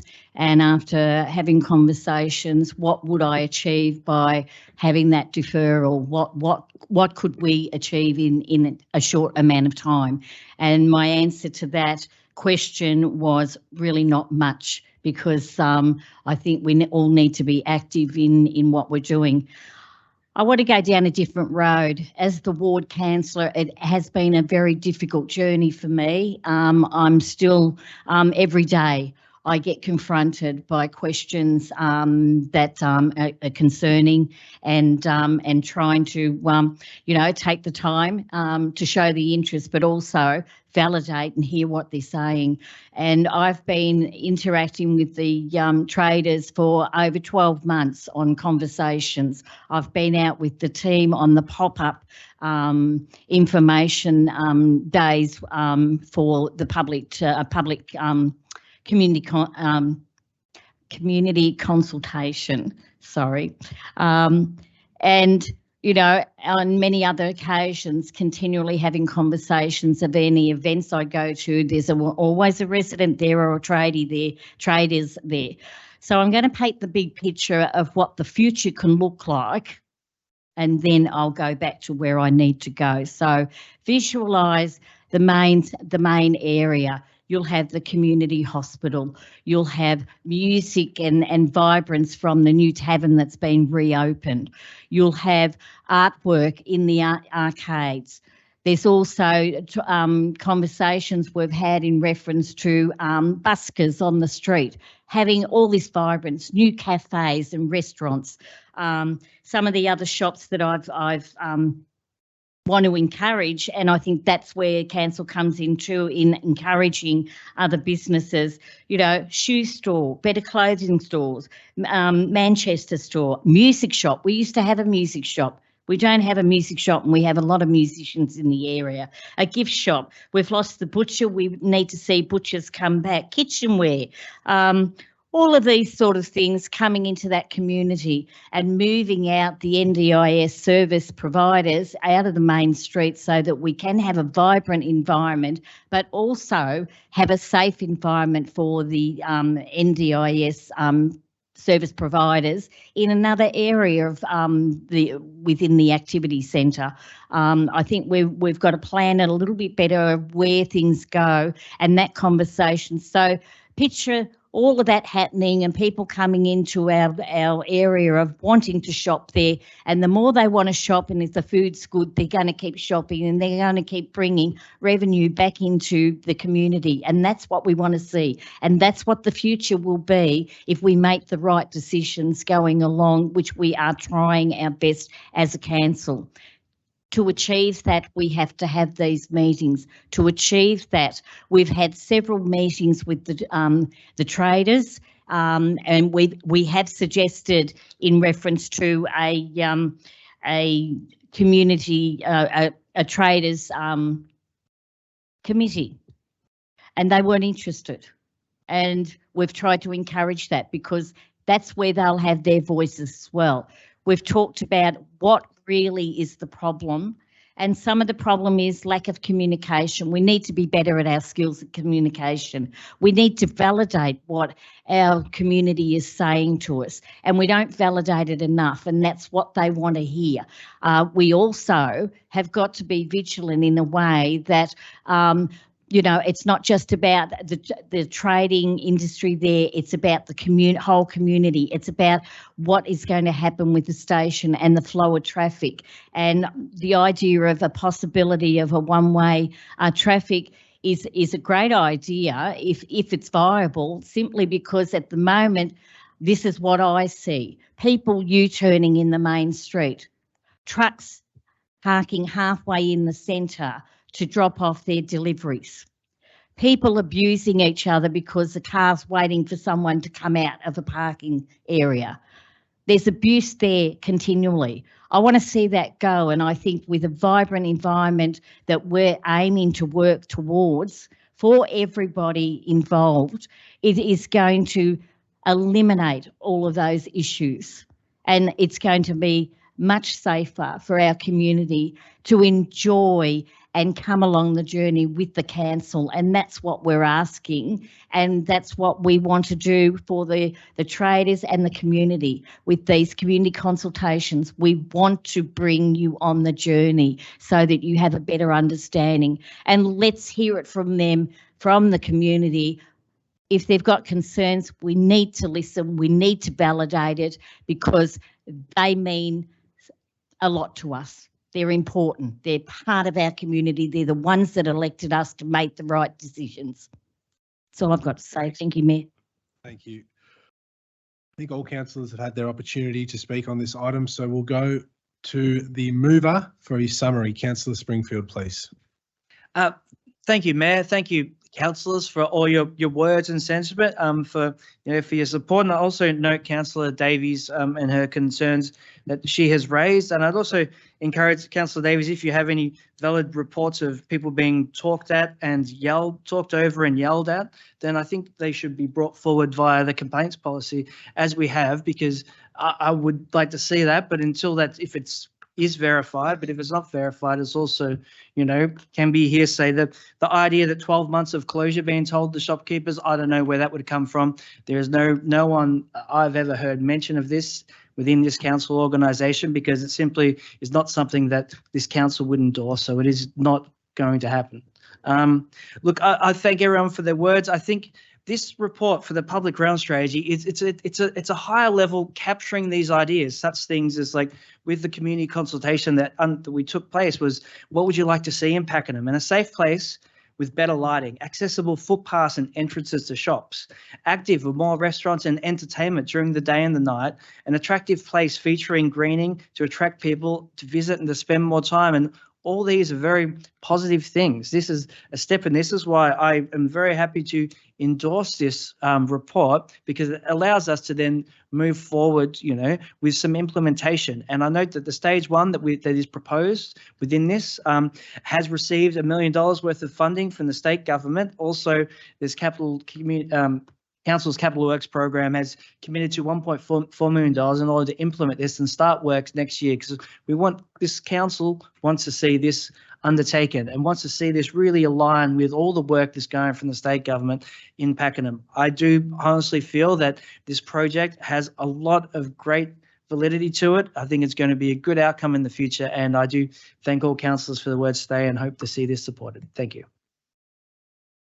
Thank you, Councillor Springfield. We'll now put item 6.2.9, Councillor Springfield's alternate motion up for a vote. All those in favour? I declare that carried. Moving on, item 6.4.1, Quarterly Financial Report 2023 to 24, Quarter 1. Can I have a mover, please? Councillor Davies.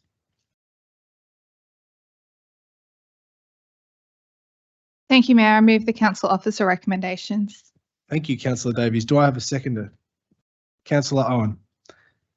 Councillor Davies to speak, please, if you wish.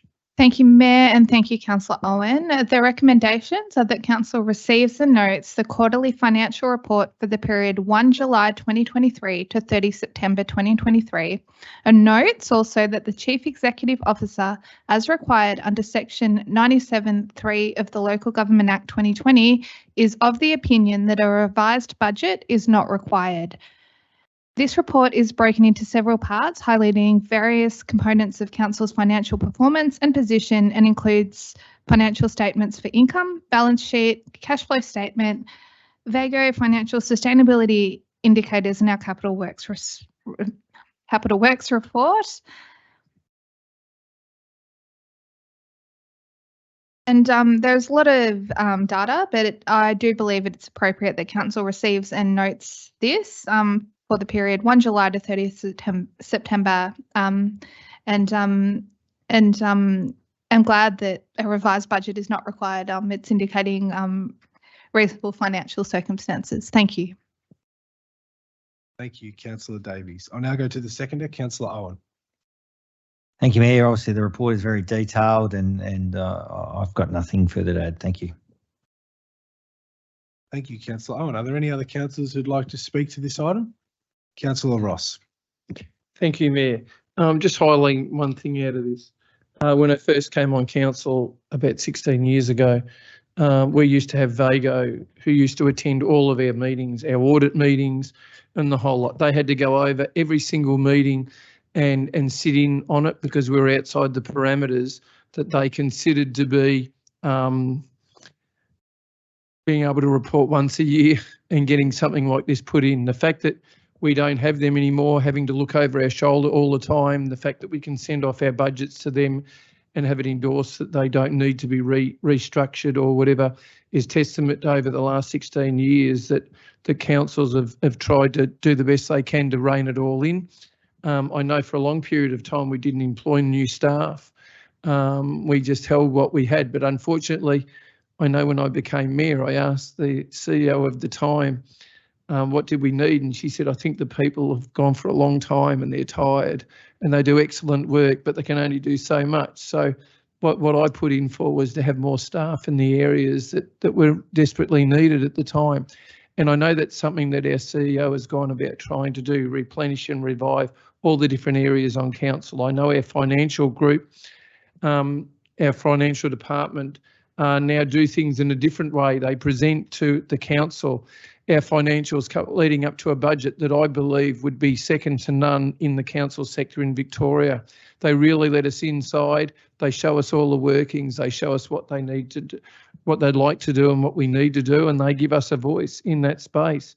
I think all in all, it's brought an excellent result. I look forward to seeing how the challenges come in future, because as a growing council, we've had 5 to 6 families a day moving in for the last 16 years, and it's going to happen for the next 10 years at least. So we need to be on top of this. I think we've done amazingly well under rate capping to do what we've done. I know 3 years ago we had the most spent ever in 1 year on our capital works. Under a rate capping budget, there would not be many councils who could actually be able to say that they've done that and also still have a clean bill of health. Anyway, I think it's really good to hear. And I look forward to the challenge in future that we continue our ways and keep on improving. Thank you, Mayor. Thank you, Councillor Ross. Are there any other councillors who'd like to speak to the quarterly financial report? There being none, I'll go back to the mover, Councillor Davies, to sum up. Thank you, Mayor. I have no further comments and seek Council's vote of support. Thank you. Thank you, Councillor Davies. We'll now put item 6.4.1 for a vote. All those in favour? I declare that carried.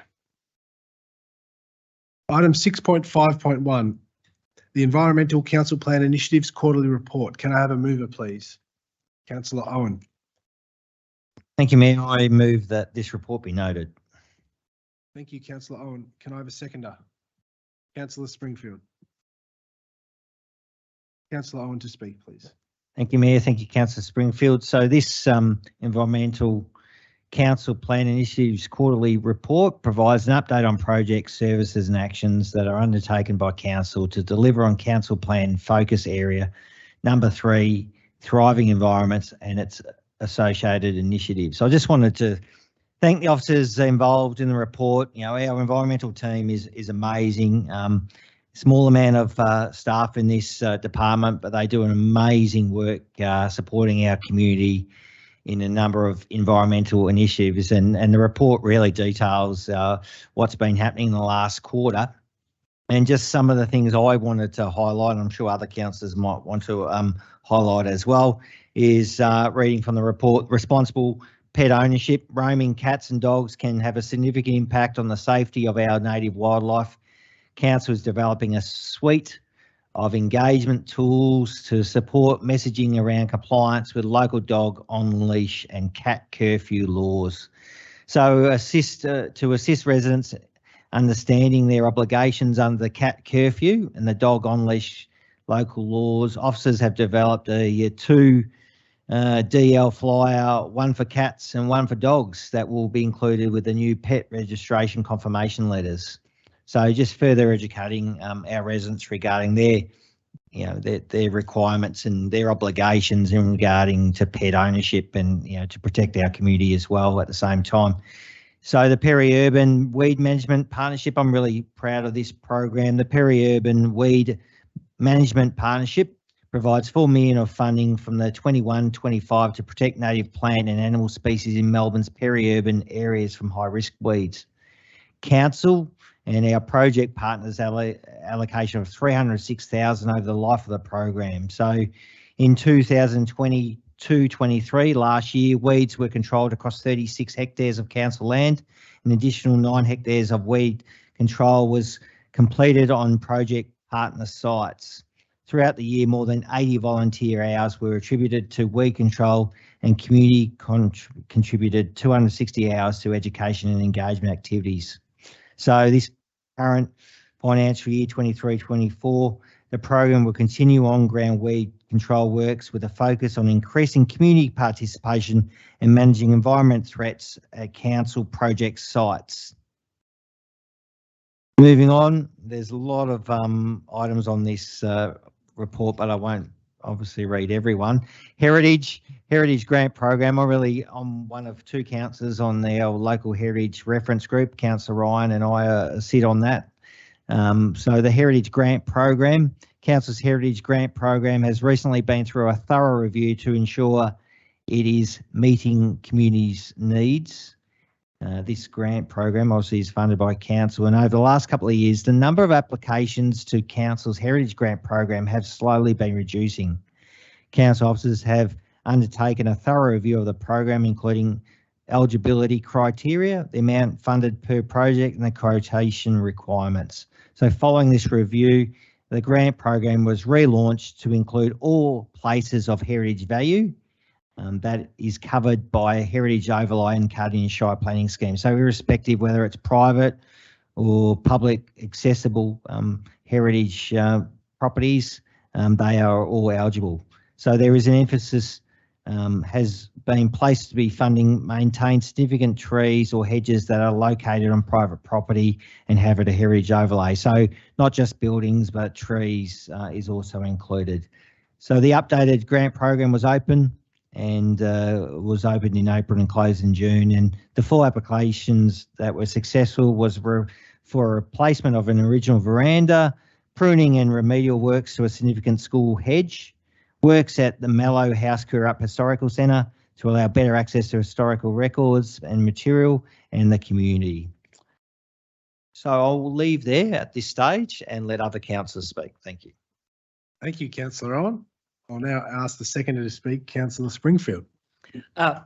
Thank you, Mayor, and thank you, Councillor Owen. It's always a good report to note, the quarterly environment report.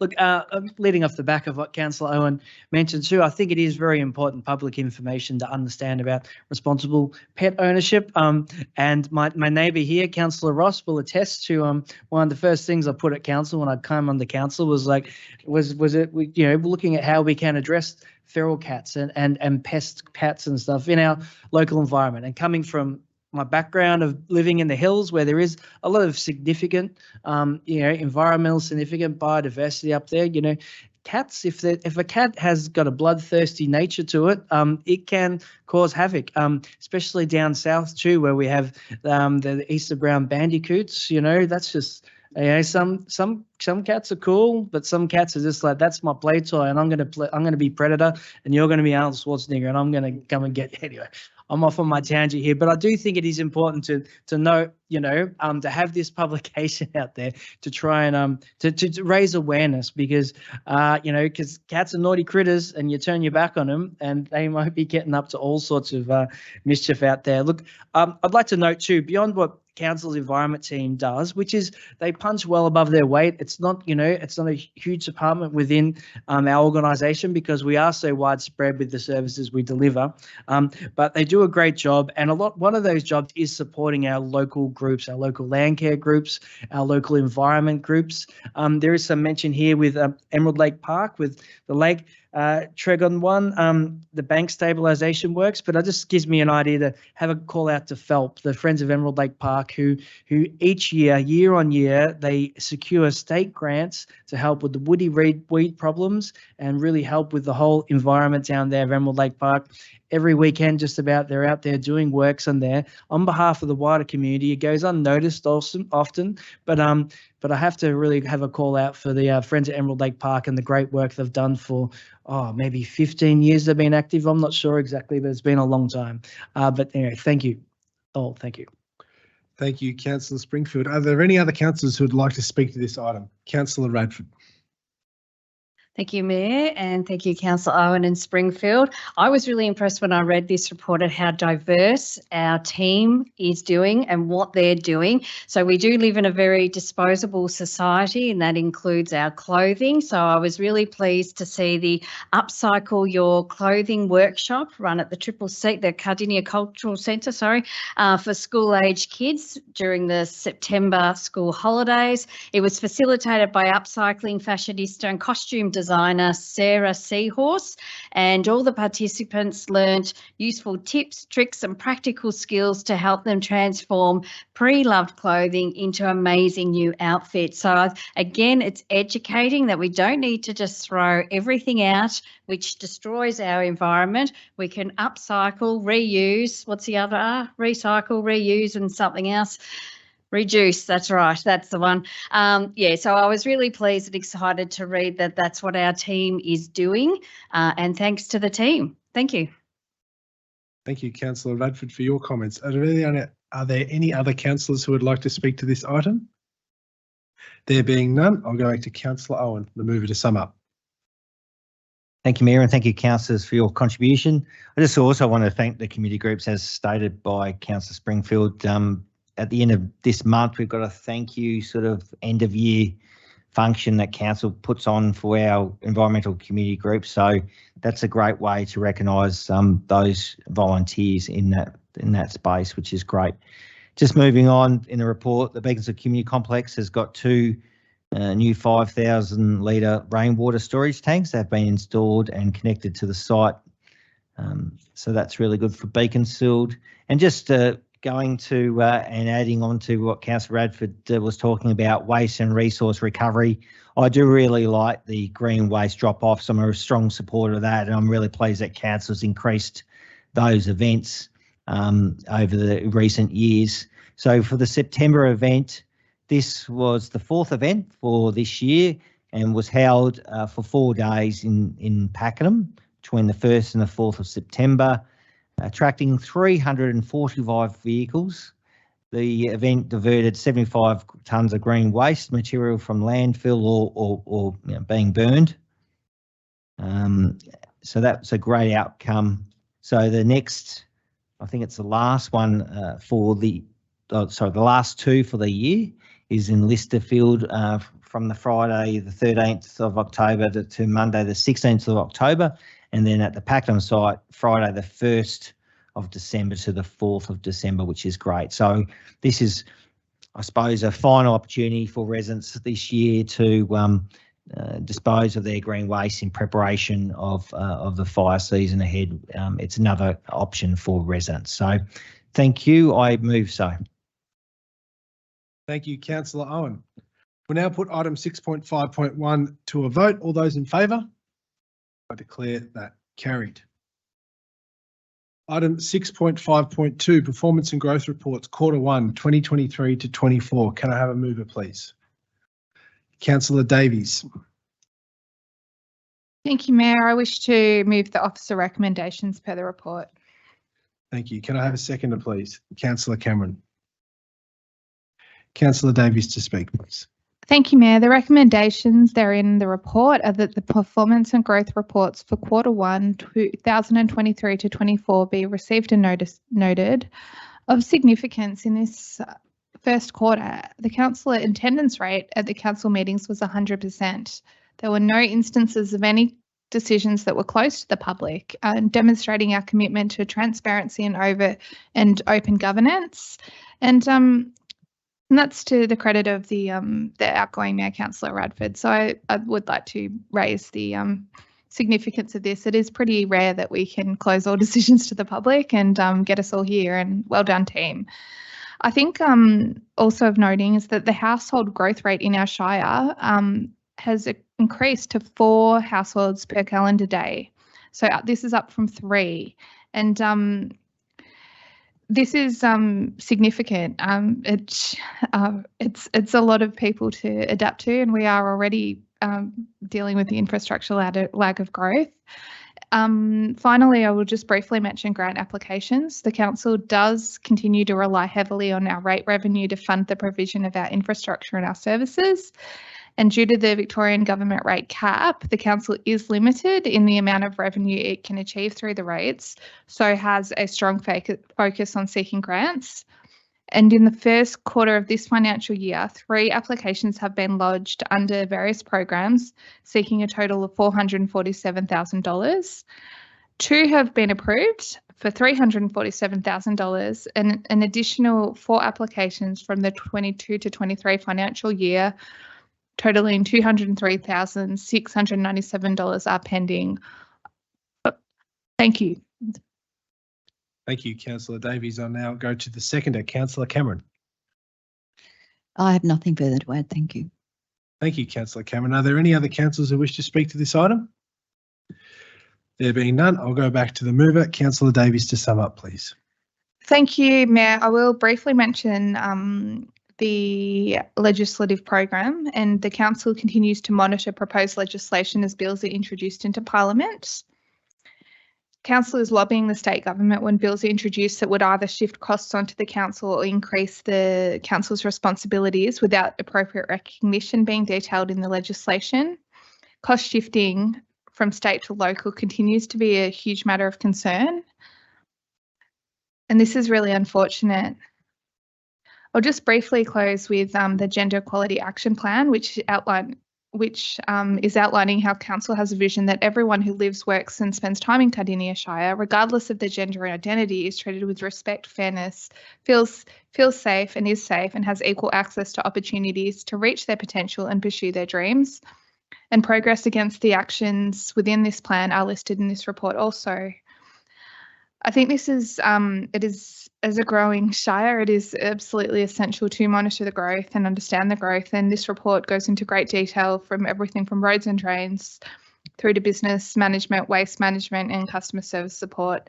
So councillors, I will take it at read, and I'm just moving that this is received and noted as per the recommendations. Thank you. Thank you, Councillor Davies. We'll now put this item to a vote. All those in favour? I declare that carried. Item 6.5.3, Major Projects Report. Can I have a mover, please? Councillor Radford.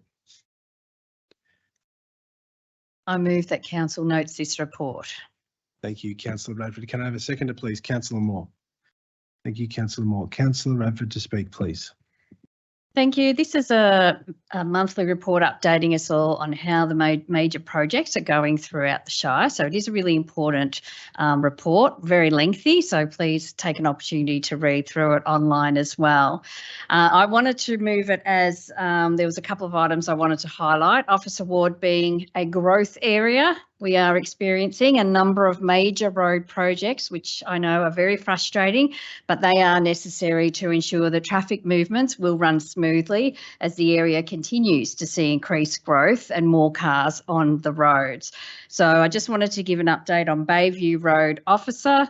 So this was to upgrade the intersection to be a fully signalised crossroad, with the southern leg of Bayview Road being constructed and connecting into the development to the southwest. Ultimately, the southern leg will connect to the Monash Freeway via the Officer South Road interchange. It will include dual right turn lanes into both legs of Bayview Road, a westbound bus priority lane, off-road cycle and pedestrian paths, car parking alterations along the Princess Highway eastbound lane. This project is jointly funded by developer contributions and the Australian Government, and is scheduled to be completed by the end of December 2023. Signal switch on will be reliant on power to the site being provided by AusNet, and unfortunately this date is still unknown. Pavement works on the Princess Highway are completed to wearing course layer. Public lighting and signal installation works are complete. Tie-in works to the north and south legs, including concrete and landscaping works, are nearing completion. And then probably a kilometre, if that, from that is Tivendale Road. So the Tivendale Road, Station Street, Princess Highway intersection is an existing full signalised intersection. The upgrade works will increase the capacity of the intersection to handle the increased traffic volumes caused by the adjacent development. This includes constructing dual right turn lanes into and exiting Tivendale Road, a westbound bus priority lane, off-road cycle and pedestrian paths, and car parking alterations along the Princess Highway eastbound lanes and the Southern Service roads. Again, this is a project jointly funded by developer contributions and the Australian Government, and the project is scheduled to be completed by the end of March 2024. Civil works are continuing, lane closures and traffic diversions in place for drainage and pavement construction works on Tivendale Road, and lane closures are in place for Station Street drainage and pavement works. Public lighting and signal installation works have commenced. I know there has been a lot of frustration with some of the traders on the corner, and I have been advised that Council is working very hard to continue to keep everyone updated with any work, with the changes to the conditions in the works, and I thank Council for that. Now we just go back the other way from Bayview Road about another kilometre, and there's the Brunt Road Officer project there. We are still waiting for the Brunt Road, Whiteside Road, Princess Highway intersection to get some funding so that we can complete that. But at the moment, there are some works which are actually for the neighbouring developing site, which is where the station, the petrol station and the food places are, and the housing development. So I know commuters and residents are a little bit confused at the moment. I think that it's the intersection upgrade, but actually it's not at the moment. And so I don't have any updates at this stage to provide on how those works are travelling. I'll go to my seconder. Thank you. Thank you, Councillor Radford. I'll ask Councillor Moore to speak. Thank you, Mayor. Thank you, Councillor Radford. This is what I class the progress report from us as councillors, particularly for our specific ward areas of what's happening in our areas. And I've got just a couple of items. There's not a lot there to talk about, but there's I want to ask the residents around the Door Road area to be patient. Door Road is about to be, we're going to have a major intersection change there. Because the development of the housing development is through there, and it has been dragging its feet. Is that a construction term? I'm not sure, but it has been dragging its feet. There are a lot of the tree removals is in question at the moment of which ones remove, which ones we can remove, and it's an expensive article to start removing trees along tree lines. And we thought we had it down pat, but all of a sudden this has come back to bite us again, and we're going to have to reassess and look through that arrangement. But I just want them to be patient, because it mightn't start this year, but probably early next year is when it will begin. But it's still in the way, so I ask the residents to trust the system.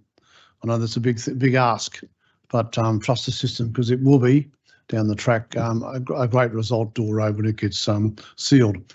There's a footpath being residents really like footpaths to be built, and there's one being built in Garfield at the moment, or on its way.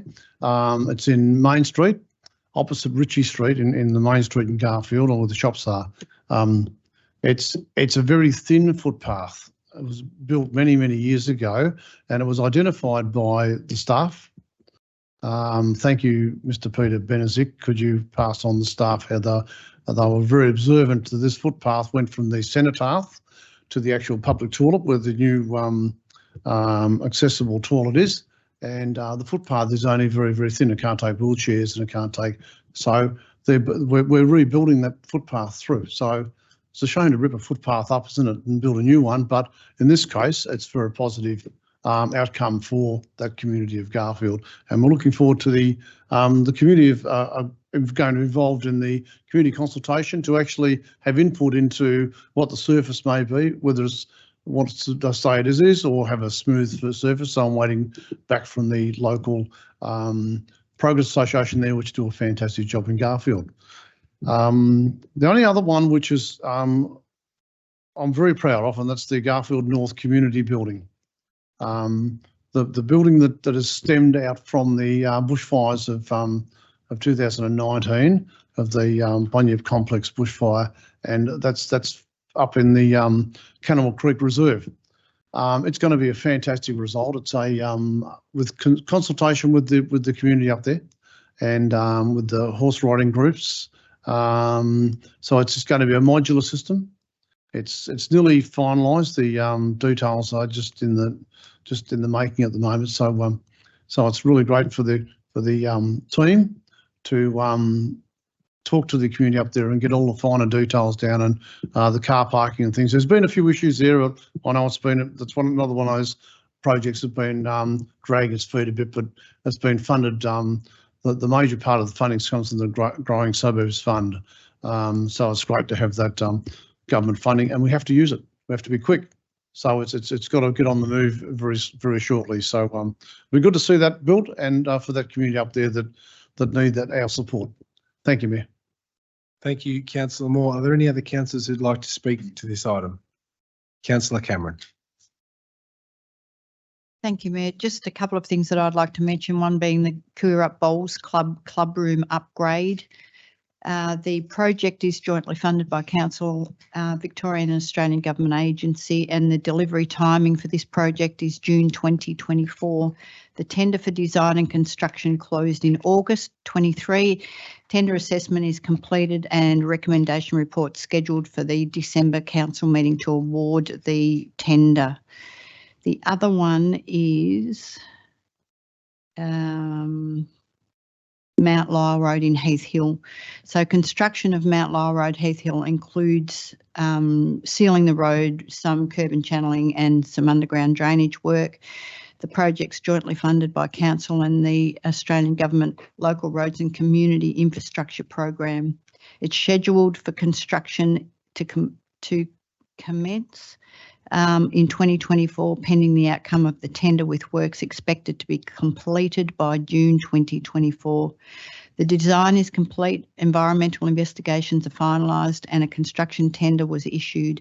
The tenders are currently being evaluated, with the anticipated to be awarded in December 2023. Thank you. Thank you, Councillor Cameron. Are there any other councillors who'd like to contribute to this item? Councillor Ryan. Sorry, Mayor, there's not much room here. It's a bit squishy.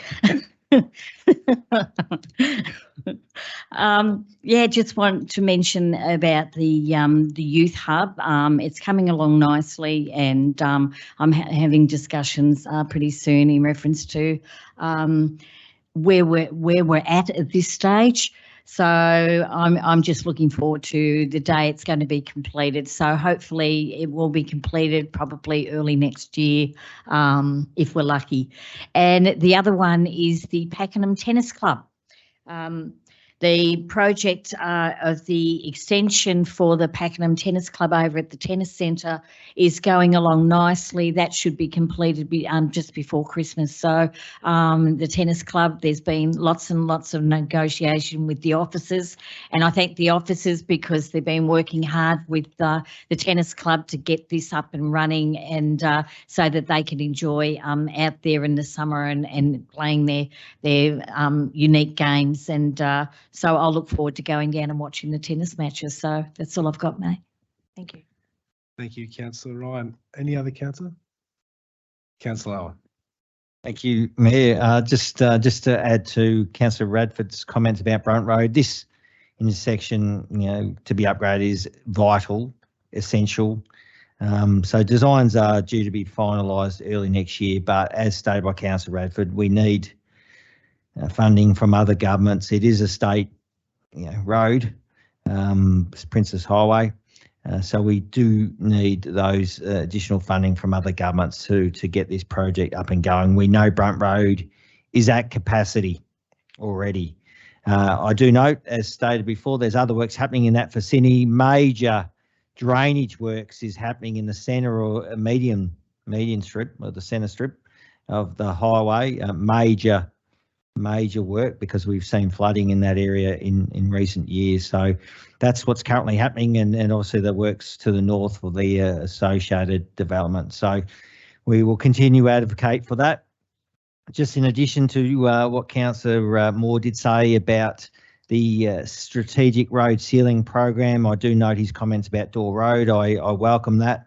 Just a couple of other roads of interest is Huxtable Road, and also Bessie Creek Road, and also Thulis Road, or part of it.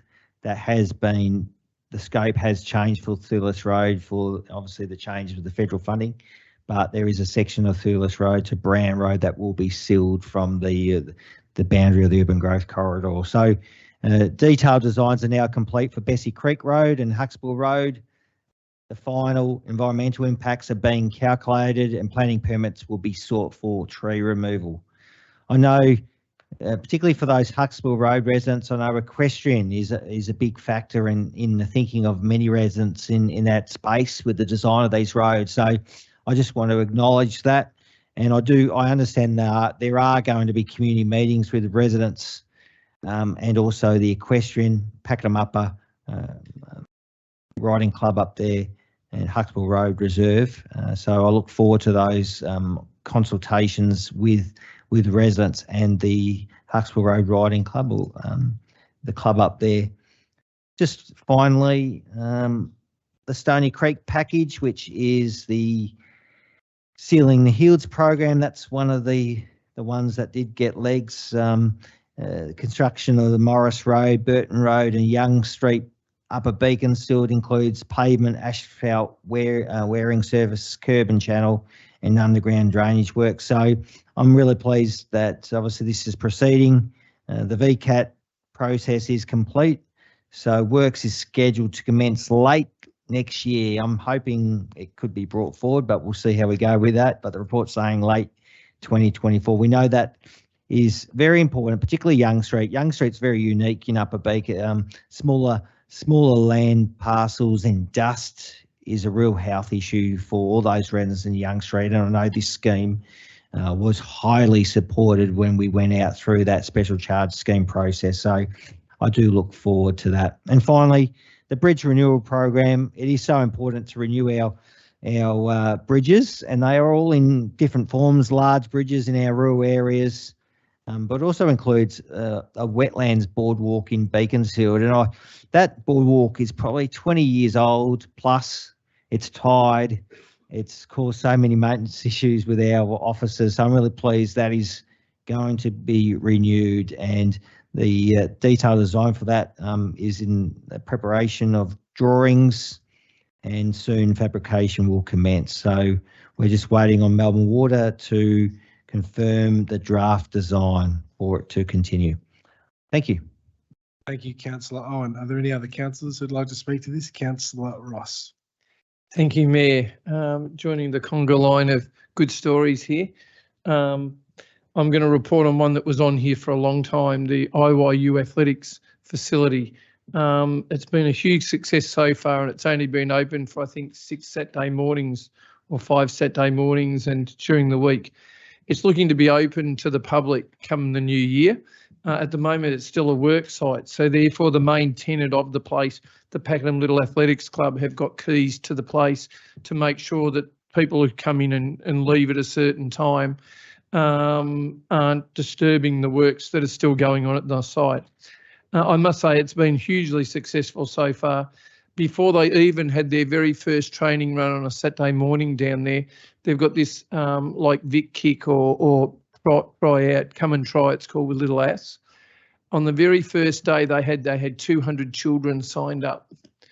And then by the second week, when I turned up to see how it was all going, they'd already had 100 of the 200 try out there. And it was just amazing to see that many people there really enjoying it. And they shared with me, if it had a rain like it did the week before at the old grass track, they couldn't use it for maybe 2 or 3 weeks.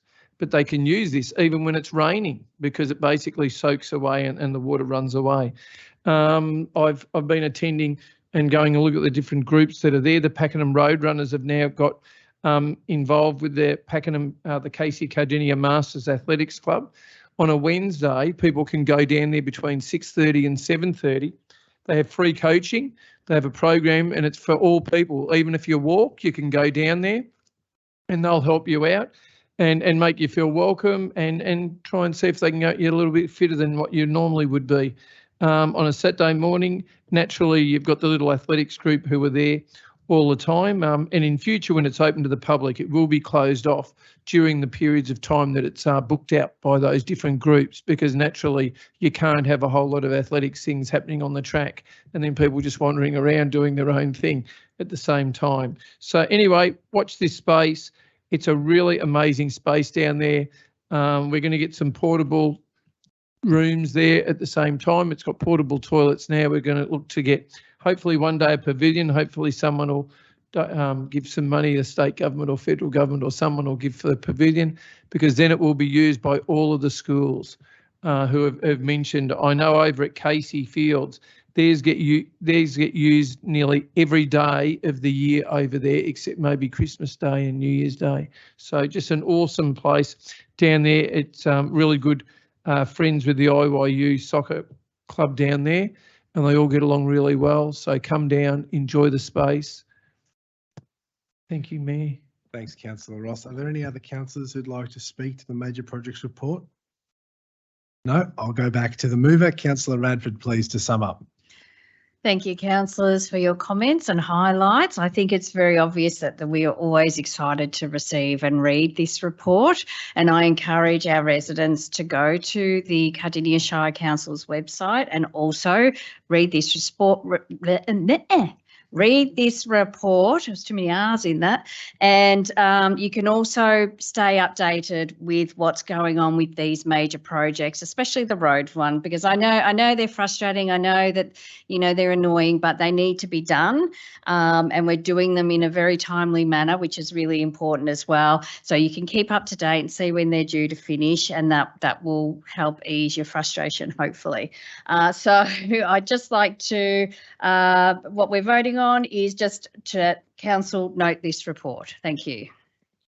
Thank you, Councillor Radford, for your comments. We'll now put this item up for a vote. All those in favour? Thank you. I declare that carried.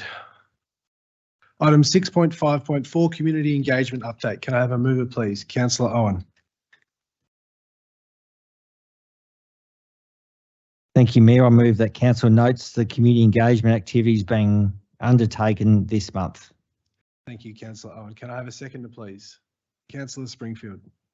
Councillor Owen to speak, please. Thank you, Mayor. Thank you, Councillor Springfield. So this report provides a monthly update on council's community engagement opportunities commencing or continuing. So in the report, there's three main projects being discussed. One that I'm really excited about is the Equestrian Strategy 2023 to 2033 and Trail Network. So equestrian is a popular activity in Cardinia Shire with approximately 1,000 equestrian participants and more than 20 clubs operating in addition to informal trail riders. So the draft equestrian strategy contains recommendations to plan, deliver and maintain equestrian trails and facilities where they are most needed, increasing equestrian participation, enhance the promotion of equestrian trails and facilities. So there is a number of information sessions and community consultation sessions across November and December at various locations. Can I encourage people to obviously partake in that? Also to obviously check our website, have your say regarding that. So also the other projects is the draft community infrastructure plan, and that's creating a lot of interest. I've received a number of emails on that. So it's regarding the future of our facilities and community's views on that. There's also a number of opportunities, drop-in sessions and online sessions as well for the community to get involved. And finally, and I'm sure Councillor Moore will talk about this, the Garfield Reserve Skate Park surrounds upgrade. Over the years, particularly when I was mayor, I had a number of people talk to me, and I went down, spoke to residents about their frustrations and their challenges around that skate park. So it's good that it's being proposed to improve that area. So I just encourage people to be involved in those three opportunities. Thank you. Thank you, Councillor Owen. I'll now go to the seconder, Councillor Springfield. Thank you, Mayor. Look, just to note, I think Councillor Owen covered everything there, but if residents wish to find out more information, if they go to our Connecting Cardinia website, they'll be able to find information on this and further information on how they can put their input forward. Because as we mentioned at I think the first item back at the very start of the agenda, it's all about how we can improve our engagement. And I think to note too, I have heard rumoured that when this Garfield skate park upgrade is finished, that Councillor Moore is going to get down there with Lucy on a little skateboard and push her down and do a couple of hoops in the bowl. Is that correct, Councillor? No, I'll let Councillor Moore do it. Anyway, thank you very much. Thank you, Councillor Springfield. Are there any other speakers to this item? Thank you. I think I agree. There being none, we'll go back to Councillor Owen to sum up, please. Thank you, councillors. Thank you, Mayor. Thank you, councillors. As Councillor Springfield did say, I think council's got a great website that does provide great opportunities for residents to have their say. Whether it's playgrounds, whether it's skate parks, whether it's various strategies, it's something that I do encourage residents to regularly connect with and check in to provide that feedback. That's great. Thank you. I believe so. Thank you, Councillor. We'll now put item 6.5.4 up for a vote. All those in favour? I declare that carried. Thank you, councillors. That concludes discussion of the agenda items listed. We'll now move on to councillor reports, and can I please ask councillors to keep their reports to less than 3 minutes. Are there any matters councillors wish to report? Councillor Davies, thank you. Thank you, Mayor.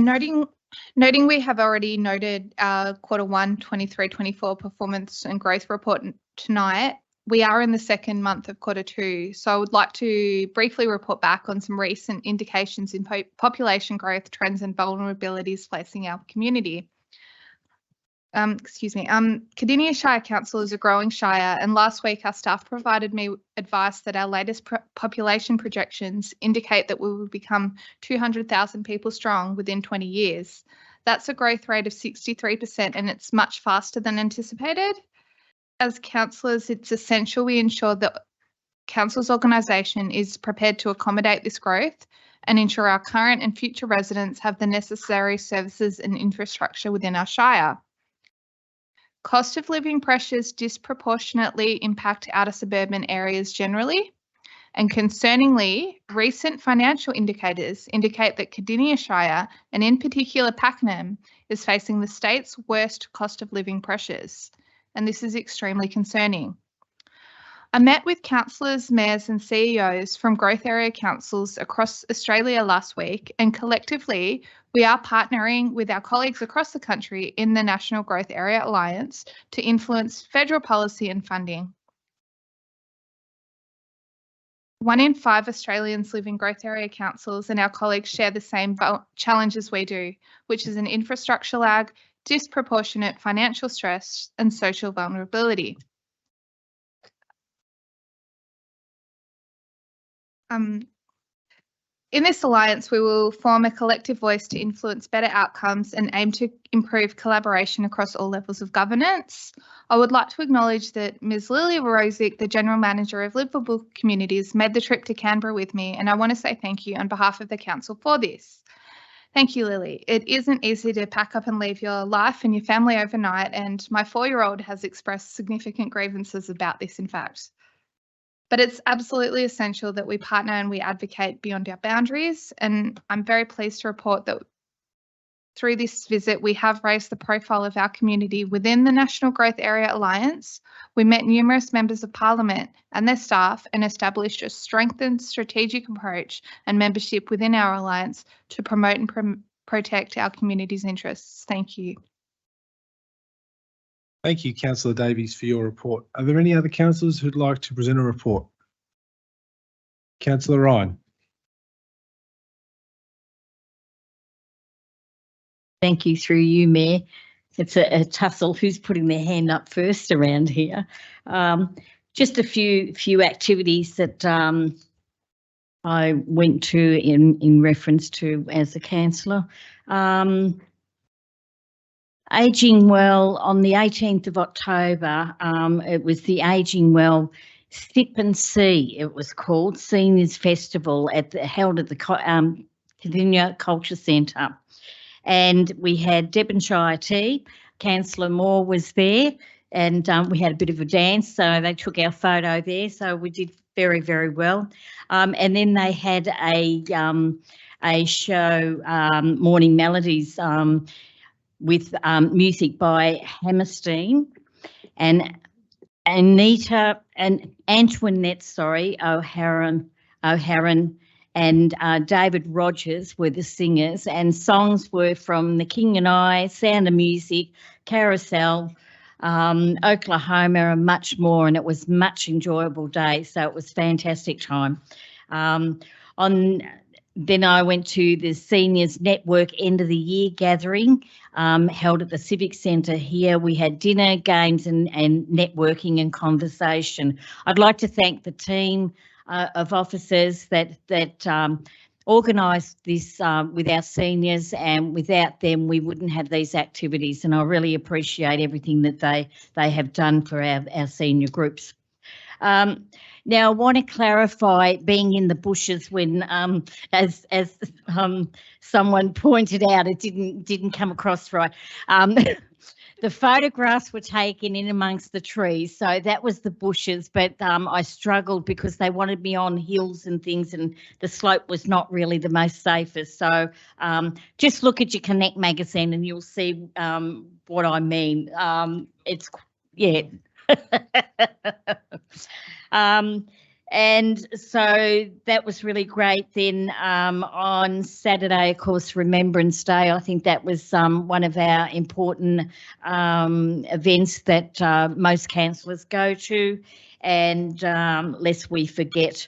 And it was held at the Pakenham Hall and Library, and you know, it's always something that's very special as far as the veterans go, and validating them and hearing their journey over the years and what they've done. I went to an AGM meeting on Thursday night. Tony in the audience was there from the horticultural CEC. Okay, I'm going to write that down so I can Thanks, remember that. Councillor Ryan. Thank you. That's for free. The presenter was Nathan Brown from the AWC, the Australian Wildlife Conservatory, and he was absolutely fantastic. He talked about the bandicoots, he talked about kangaroos, cattle, deer, bird life and domestic cats, and changing the word of how we approach domestic cats. We should be out looking after them and making them safe. And that's changing people's attitude instead of saying we should just lock them up. We've got to make them safe, and that came from Nathan, which was really great. And so, you know, I had a chat with Nathan after. Councillor Owen was there as well, and I had a conversation with Nathan to try and talk him into coming down here, and I've got his card, so we need to get him down here to talk about council's involvement in nature and wildlife. Thanks, Councillor Ryan. Are there any other councillors? Councillor Cameron. Thank you.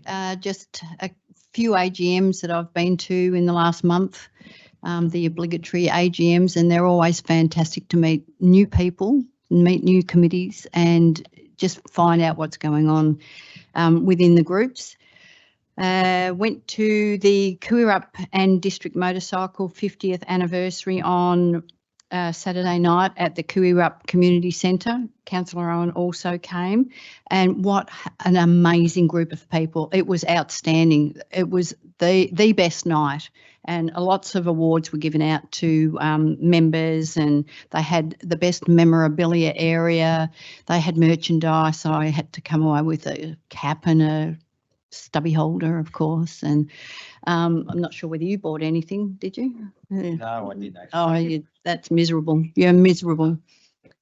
And then on Friday, the VLGA seminar that was held down in Melbourne, and that was just in relation to issues that can arise in councils with aggressive members of the public coming to meetings and things like that. So, yeah, that's been my month. Thank you. Thank you, Councillor Cameron. Any other councillors?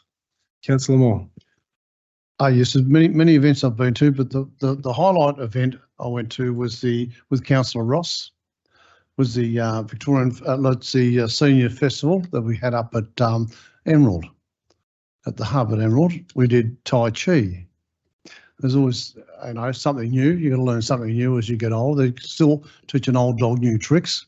I couldn't walk for a day after it though, all the same. But I think Tai Chi is sort of just a real relaxing type exercise. But there's muscles that I've never used, I haven't used for a long time, that we did on that day. And it was a really fantastic day to have the community up there. We had a bus come up from Lang Lang Kuirup with a group of people up there. It was a fantastic day up there. So the team really put on a really great deal up there at the community hub at Emerald. Great. Thank you, Mayor. That's all.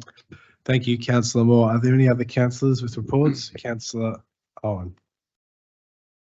Timer's on. Thank you. 3 minutes. I'll speak quick. I just want to add to Councillor Cameron's comments about the Kuirup and District Motorcycle Club celebration of 50 years. They are an amazing club. 50 years of history in our area, and it just really highlighted the importance of this club. And they've got 800 members. I can't think of any sort of other sort of club in our Shire that's got 800 members. So that just shows the legitimacy of such a club and the need for a permanent home. So still, they don't quite have that permanent home. We know that they're currently in McGregor Road on council-owned land, but it's not permanent or long-term really. So I look forward to continuing to advocate for the club for a resolution of that long-term commitment. But it was great. Well done to Joe and John Spencer on organising that great event. That was great. Just briefly, the Cardinia Foundation Fun Run was held on Sunday the 22nd of October. This was a great initiative by Align Leisure. I think over $4,000 was raised. Thank you to the Mayor for attending and participating in the 10K run. I could only do 5, but it was great to be involved. But thanks to the Align Leisure, it is raising the profile of the foundation. Thanks to everyone who was involved in that. That was really great. On the 29th of October, I attended the Upper Beaconsfield Community Bushfire exercise. This was run by the Upper Beaconsfield CFA. It's a great CFA, and we know Upper Beaconsfield is in a high risk area. And this was a great exercise, had about 200 residents in attendance, and it was just preparing, it was about, it's not just, but it was about preparing residents in response to a bushfire emergency. And there was a scenario that was played out, and residents had to think about, what would they do in that scenario. So thank you to Callum Joy from Council. He was there promoting our award recognised program, Bushfire Prepare, which was a community led program which Cardinia was behind. So that was really great.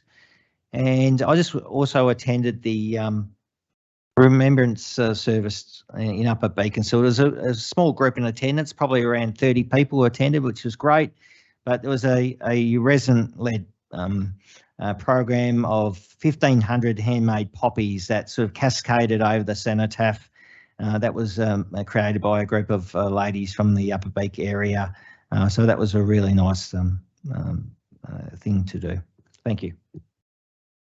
Well said. Thank you, Councillor Owen. Are there any other councillors? Councillor Ross. Thank you, Mayor. I'd just like to concur with Councillor Moore in relation to the Tai Chi that was held at the Hills Hub up in Emerald.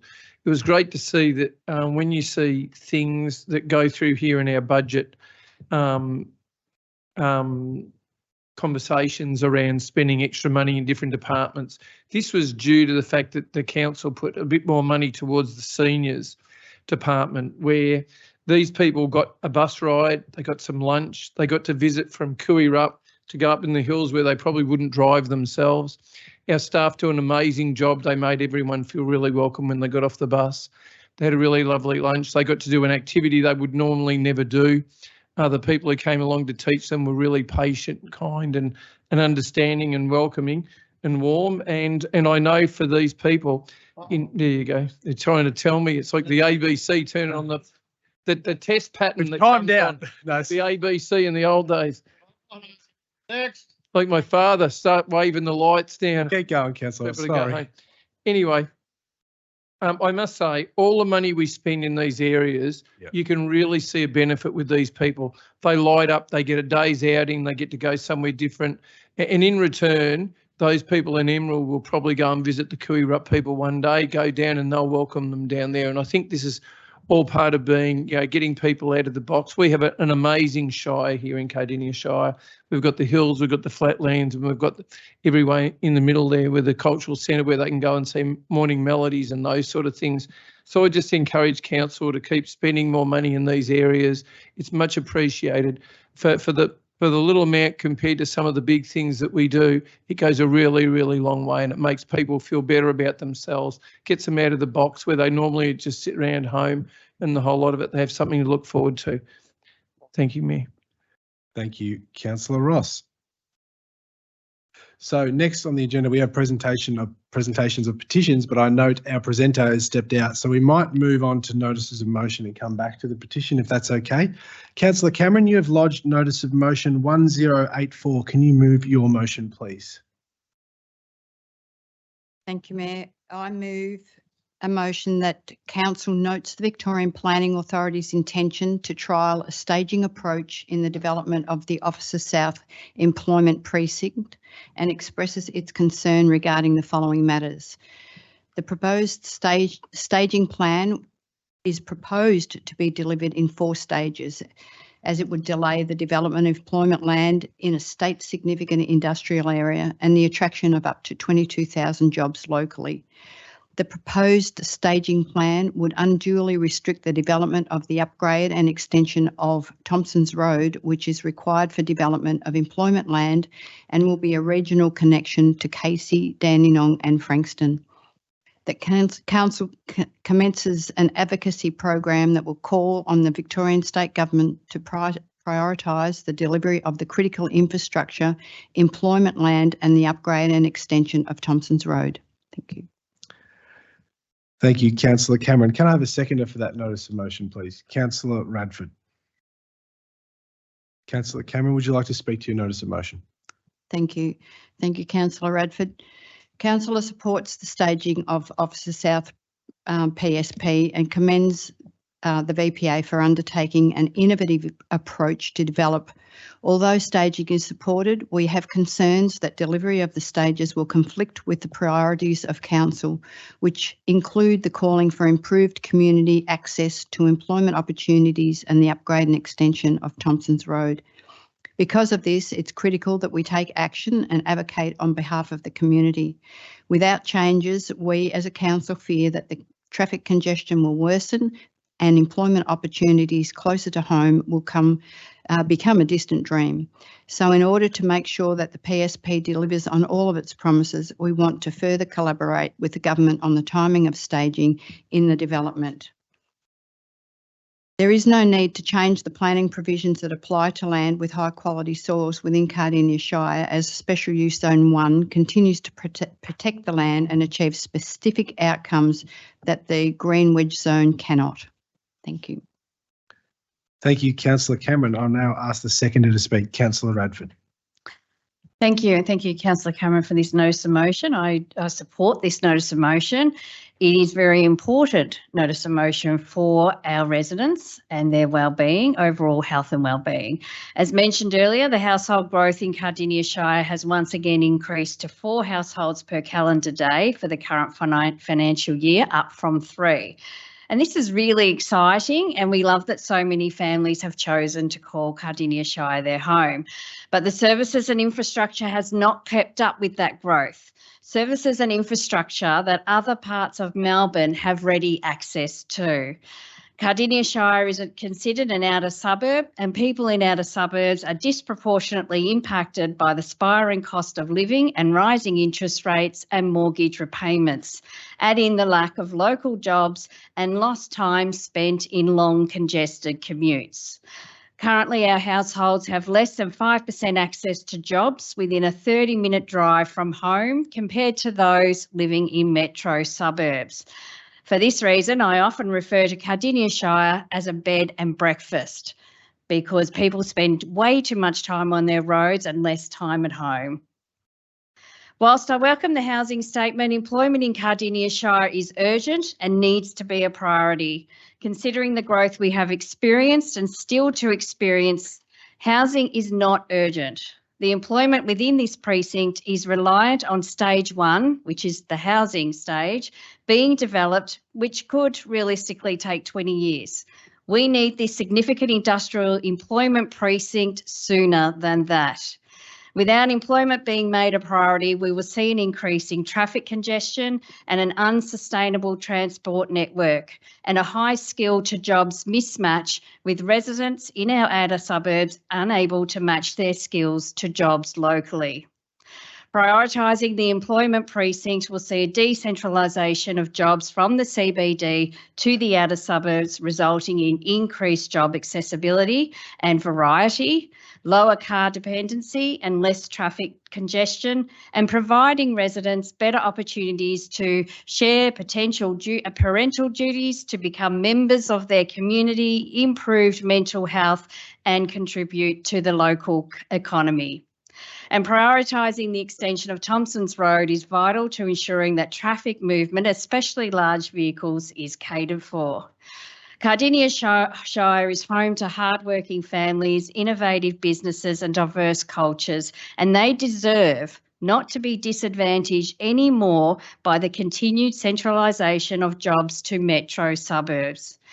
It is important to note also that this is not new news to the state government. During Interface Week in August this year, this issue was presented to Parliament, which I presented as Chair of the Interface Councils. And again, I had the opportunity to highlight the need for the employment area to our State Treasurer, Tim Pallas, recently at the Cardinia Business Park opening, who I will add agreed that it was important to bring employment to the community and not the other way round.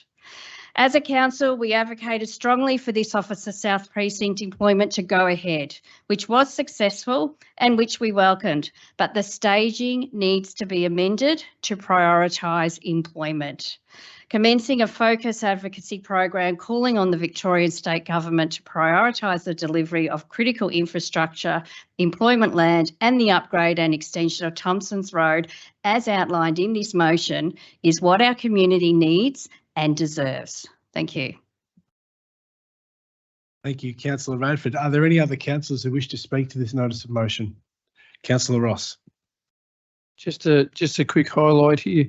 The Thompson's Road extension was actually in a previous budget and was planned to be done, and it was retracted.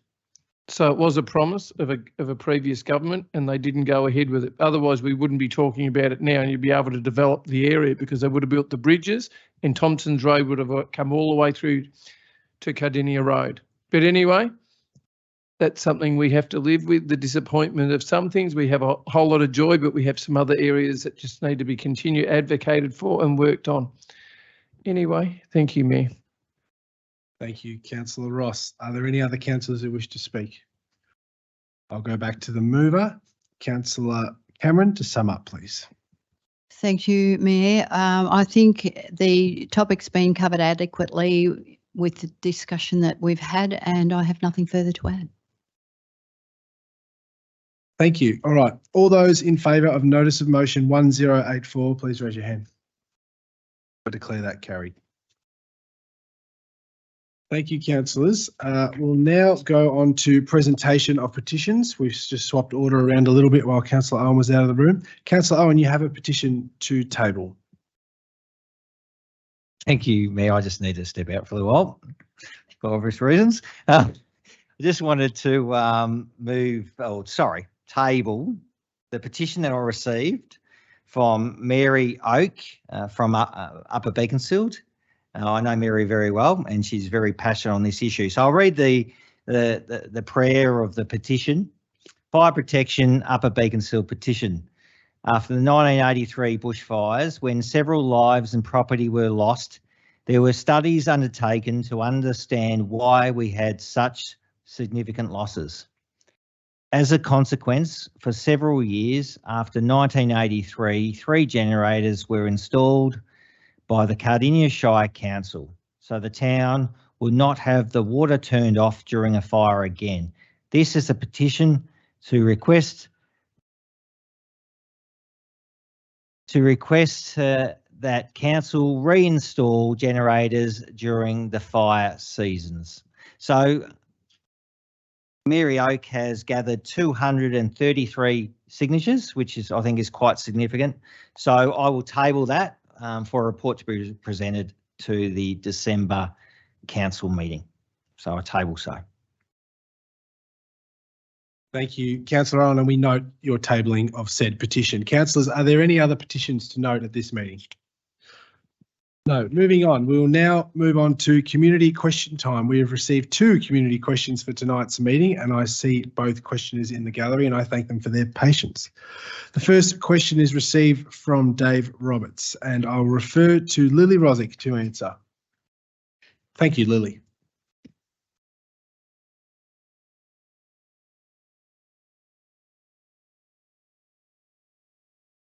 Through you, Mayor, I'll read the question received from Mr. David Roberts and Council's response. Thank you, Mr. Roberts, for your question. At the General Council meeting 9th of December 2019, item 9 regarding temporary community advertising signage policy was discussed and adopted. As part of the community consultation process, 2 separate community organisations raised the concern policy does not include council venues where events are being held. With a response to council and the community, The policy relates to road reserve signage only. Signage at events are administered by Passive Reserves team. The current policy version 1.1 is still listing a scope of coverage within the road reserve only. The questions: when did Council adopt a policy where temporary community signage is no longer allowed within a reserve where a community event is being hosted, which is contradictory to the advice given to the sitting councillors community at Council's general meeting on the 9th of December 2019. As background, was advised by a compliance officer, Council compliance officer, on Friday the 17th of November that community signs are no longer allowed within a council reserve where the event is being held. On a previous event, I obtained permission from the Passive Reserves team for fines to be issued and signs to be removed. Now, the council response: community inquiries and requests regarding temporary event signage are covered by council's temporary signage policy. Signage requests which fall outside of the temporary signage policy will be assessed case by case. If the inquiry is for a temporary sign to be placed within a passive reserve and outside of the scope of the policy, the inquiry will either be received by the Parks Planning team directly or as part of the event planning process, which is managed by Council's Risk, Health and Safety team. Parks Planning will assess the signage request, which will be communicated with the relevant teams within Council, including Risk, Health and Safety and Compliance, and if approved, documented as part of the permit. We always aim to provide correct and consistent advice at all times, but acknowledge that the recent advice provided was in error. We have raised this with our teams to ensure that all staff provide the best information to community members. Thank you. Thank you, Lily, for your answer. The second question is from Wayne Andrews, who we note is in the gallery and will be referred to General Manager of Customer People and Performance, Wayne Mack. Thank you, Wayne. Thank you, Mayor. We've received two questions from Wayne Andrews. First question: what were the number of attendees at the farmers market on Sunday, 19 November 2023? And part two: who polices the numbers? I'd like to thank Mr. Andrew for his questions and wish to provide the following response. It is advised that at the farmers market on Sunday, 19 November, there were between 1,800 and 2,000 people attending during the 4-hour event. This is within the capacity limit. And part two, the numbers are monitored by the organiser as a condition of their approval to conduct the event.